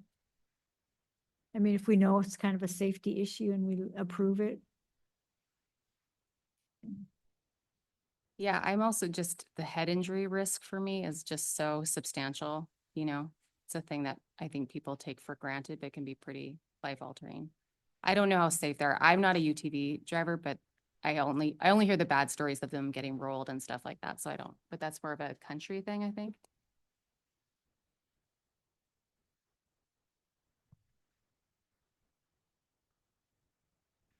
Well, I mean, I've said it before when we passed the ordinance, I think they're actually safer than a vehicle. There's less blind spots. You can stop quicker. Can react quicker. I guess the issue is other motorists being able to see them. Maybe that's an issue. I don't know.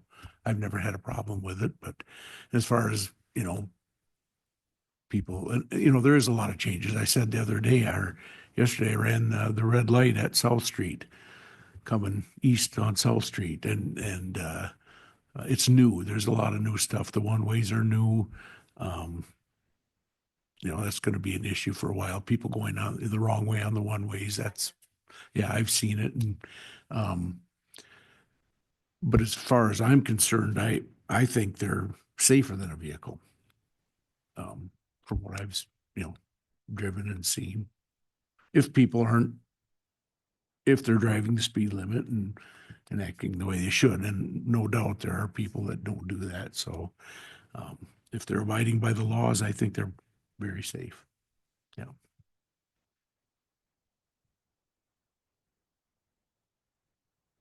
Yeah, Emma, turn your mic on, please. Yeah. I'm just curious how the meridians, like the shared turning lanes are going, because that's definitely a big change with our, Called twiddles. what are they called? Twiddles. Twiddles. Oh boy, that's exact. Okay. In the eyes of law enforcement in our office, the twiddles are doing actually very well. I've given stats at the public safety. We averaged 179 accidents prior to the twiddles on Main Street, mostly rear end crashes. To this date, we still have 0.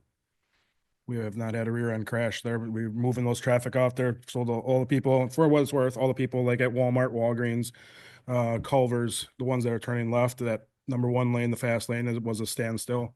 People got rear ended there. So they're in the left turn lane using it appropriately. There's still some people that are using it wrongly or passing on it, but we're addressing those two.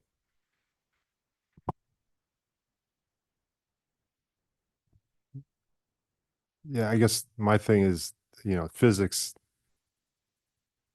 would say, you know, like if you're in a vehicle that small versus the semi, I don't see how that could be safer. I feel like if they were safer, the Department of Transportation would just make them legal on every street. I think it's a Yeah, I mean, I'm saying they're safer to drive. Probably wouldn't be safer to get hit in, no. well, I think that's where I'm looking at it from that perspective, right? Like, why even entertain putting them on the same path as a huge semi? Right? That's why I don't understand, right? Like, we already allow them on every other street in town. Mhm. And you even said, oh, got to City Hall just fine. Yeah. And you didn't have to use Main Street. That was my only thing, is like, or it's like, if we have a direct path through town, do we say get rid of them on the side streets? I think it was originally brought up because of the businesses, to Justin and maybe Seth, I can't remember, but I know a couple of people had been approached by the businesses, and that's kind of why this all got started. Sure. I haven't heard from any of them. I don't know if you have. No one's been in the room saying they're for it. Right, but it got brought up and put on the agenda by somebody that was interested in it, so. And Okay. at this point, we would have to say that it was just an offset lopsided on that night that it got passed on public safety, that there was really a 4-3 vote, and it just happened to be that John was here, and It was 3-2. or 3-2. There you go. And we brought it up as an idea that someone had shown interest in that access being open. And obviously, we're having a discussion that. Sure, I'm just saying there's probably, just as many, if not more, that No, are against it. that's all. why we're having this talk. I'm not pushing for it anymore than. Sure, I guess what I'm saying is that there's never a motion not to put something on. Right? Sure. That's all. And the only final thing I would say that I'm not a strong advocate one way or the other when was it Cindy? There was the public comment earlier about the boater safety is required, snowmobile safety required. I do believe that you have to have a legal driving license to drive a UTV on city streets, but the bigger issue is whether we would want this on the main street of our community, and feel we are in the same spot where it's not an interest right now. I think at the bare minimum, I'd want to have some sort of safety study because I see that there's a lot of preferences or people speculating on how safe they are. But when we're talking about public safety, I'd want to be looking at real data before I would be compelled because it's a convenience to somebody, because I think that the decision we're making is between access to business, right, versus public safety. And I think we do have a responsibility to both, but it hasn't been really shown to me that access is the issue, more that it's a preference of transportation. And so for me, I have to go, okay, is someone's preference more important than public safety? And before I would be compelled to vote differently, I'd want to see the data on. And we had someone who showed up at this meeting and said that they were speaking out against it. And that's been the sentiment that I've heard. But in the past, when it came up before, but I would want to see a little bit more due diligence around the safety issue before it coming to council and having a bit more to look at.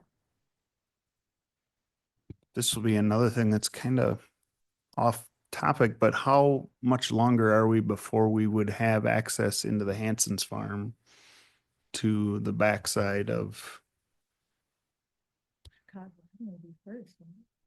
Well, from Chicago, if we start doing infrastructure, I mean, are we a year away from there being access to the backside of whatever that Well, it would certainly, O'Reilly's Road is? based on what we saw tonight, Culvers would receive access. But technically, you wouldn't be able to get to Gassers without traveling onto Main Street and then south. So it helps to a degree, but not to the probably where it would cover everybody. There's still businesses in town that are not covered on this route, though. Right, there's what I mean, like, it's still not everybody. That's my whole point on that is it satisfies some, but not all. I don't know. I just don't see the need.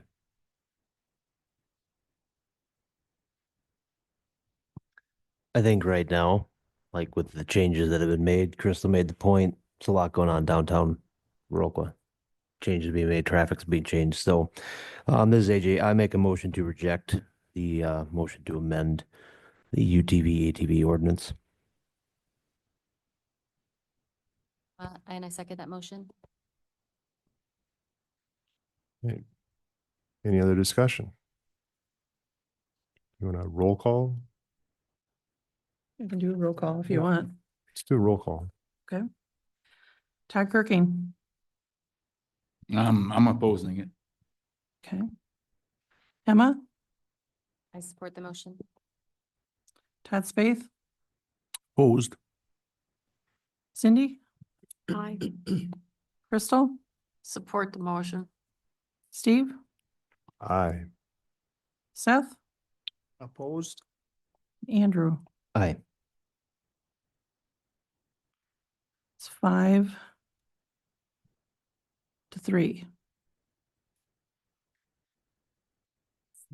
Oh, absolutely. Yeah, yeah. So motion carries.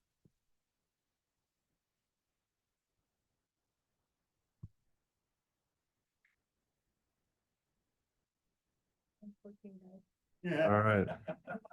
Discussion with possible action on amendment to health insurance waiver policy. All right. Finance and personnel. We're gonna shoot for 90 seconds on this one. Okay. This is the opt-out agreement incentive. Lori and I talked about this, and it's essentially cleaning this up. It was overly rigid the way it was written. If you look at that one sentence with the red line on it, with that red line still being in there, it basically only allows people to access the opt-out incentive during open enrollment period. Okay.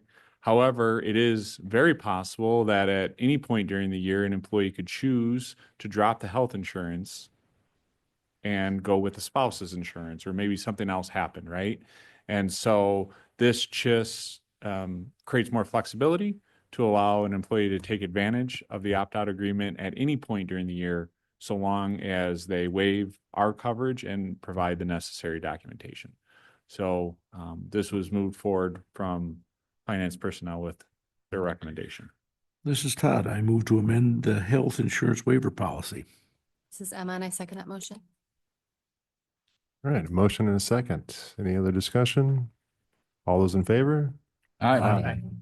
Opposed? Ayes have it. On to item 26, payment of the bills. Cindy, I make a motion, we pay the bills. Todd will second it. All right. I'm sleepy. Is there anything you need to add there? No. All right. If you guys don't have any questions, I'll do a roll call. Emma, Aye. Todd Spaeth, Aye. Cindy, Aye. Crystal, Steve, Aye. Seth, Aye. Andrew, Aye. and Todd Kirking. Aye. All right, second period for public comment. Carson, you're all that's left, man.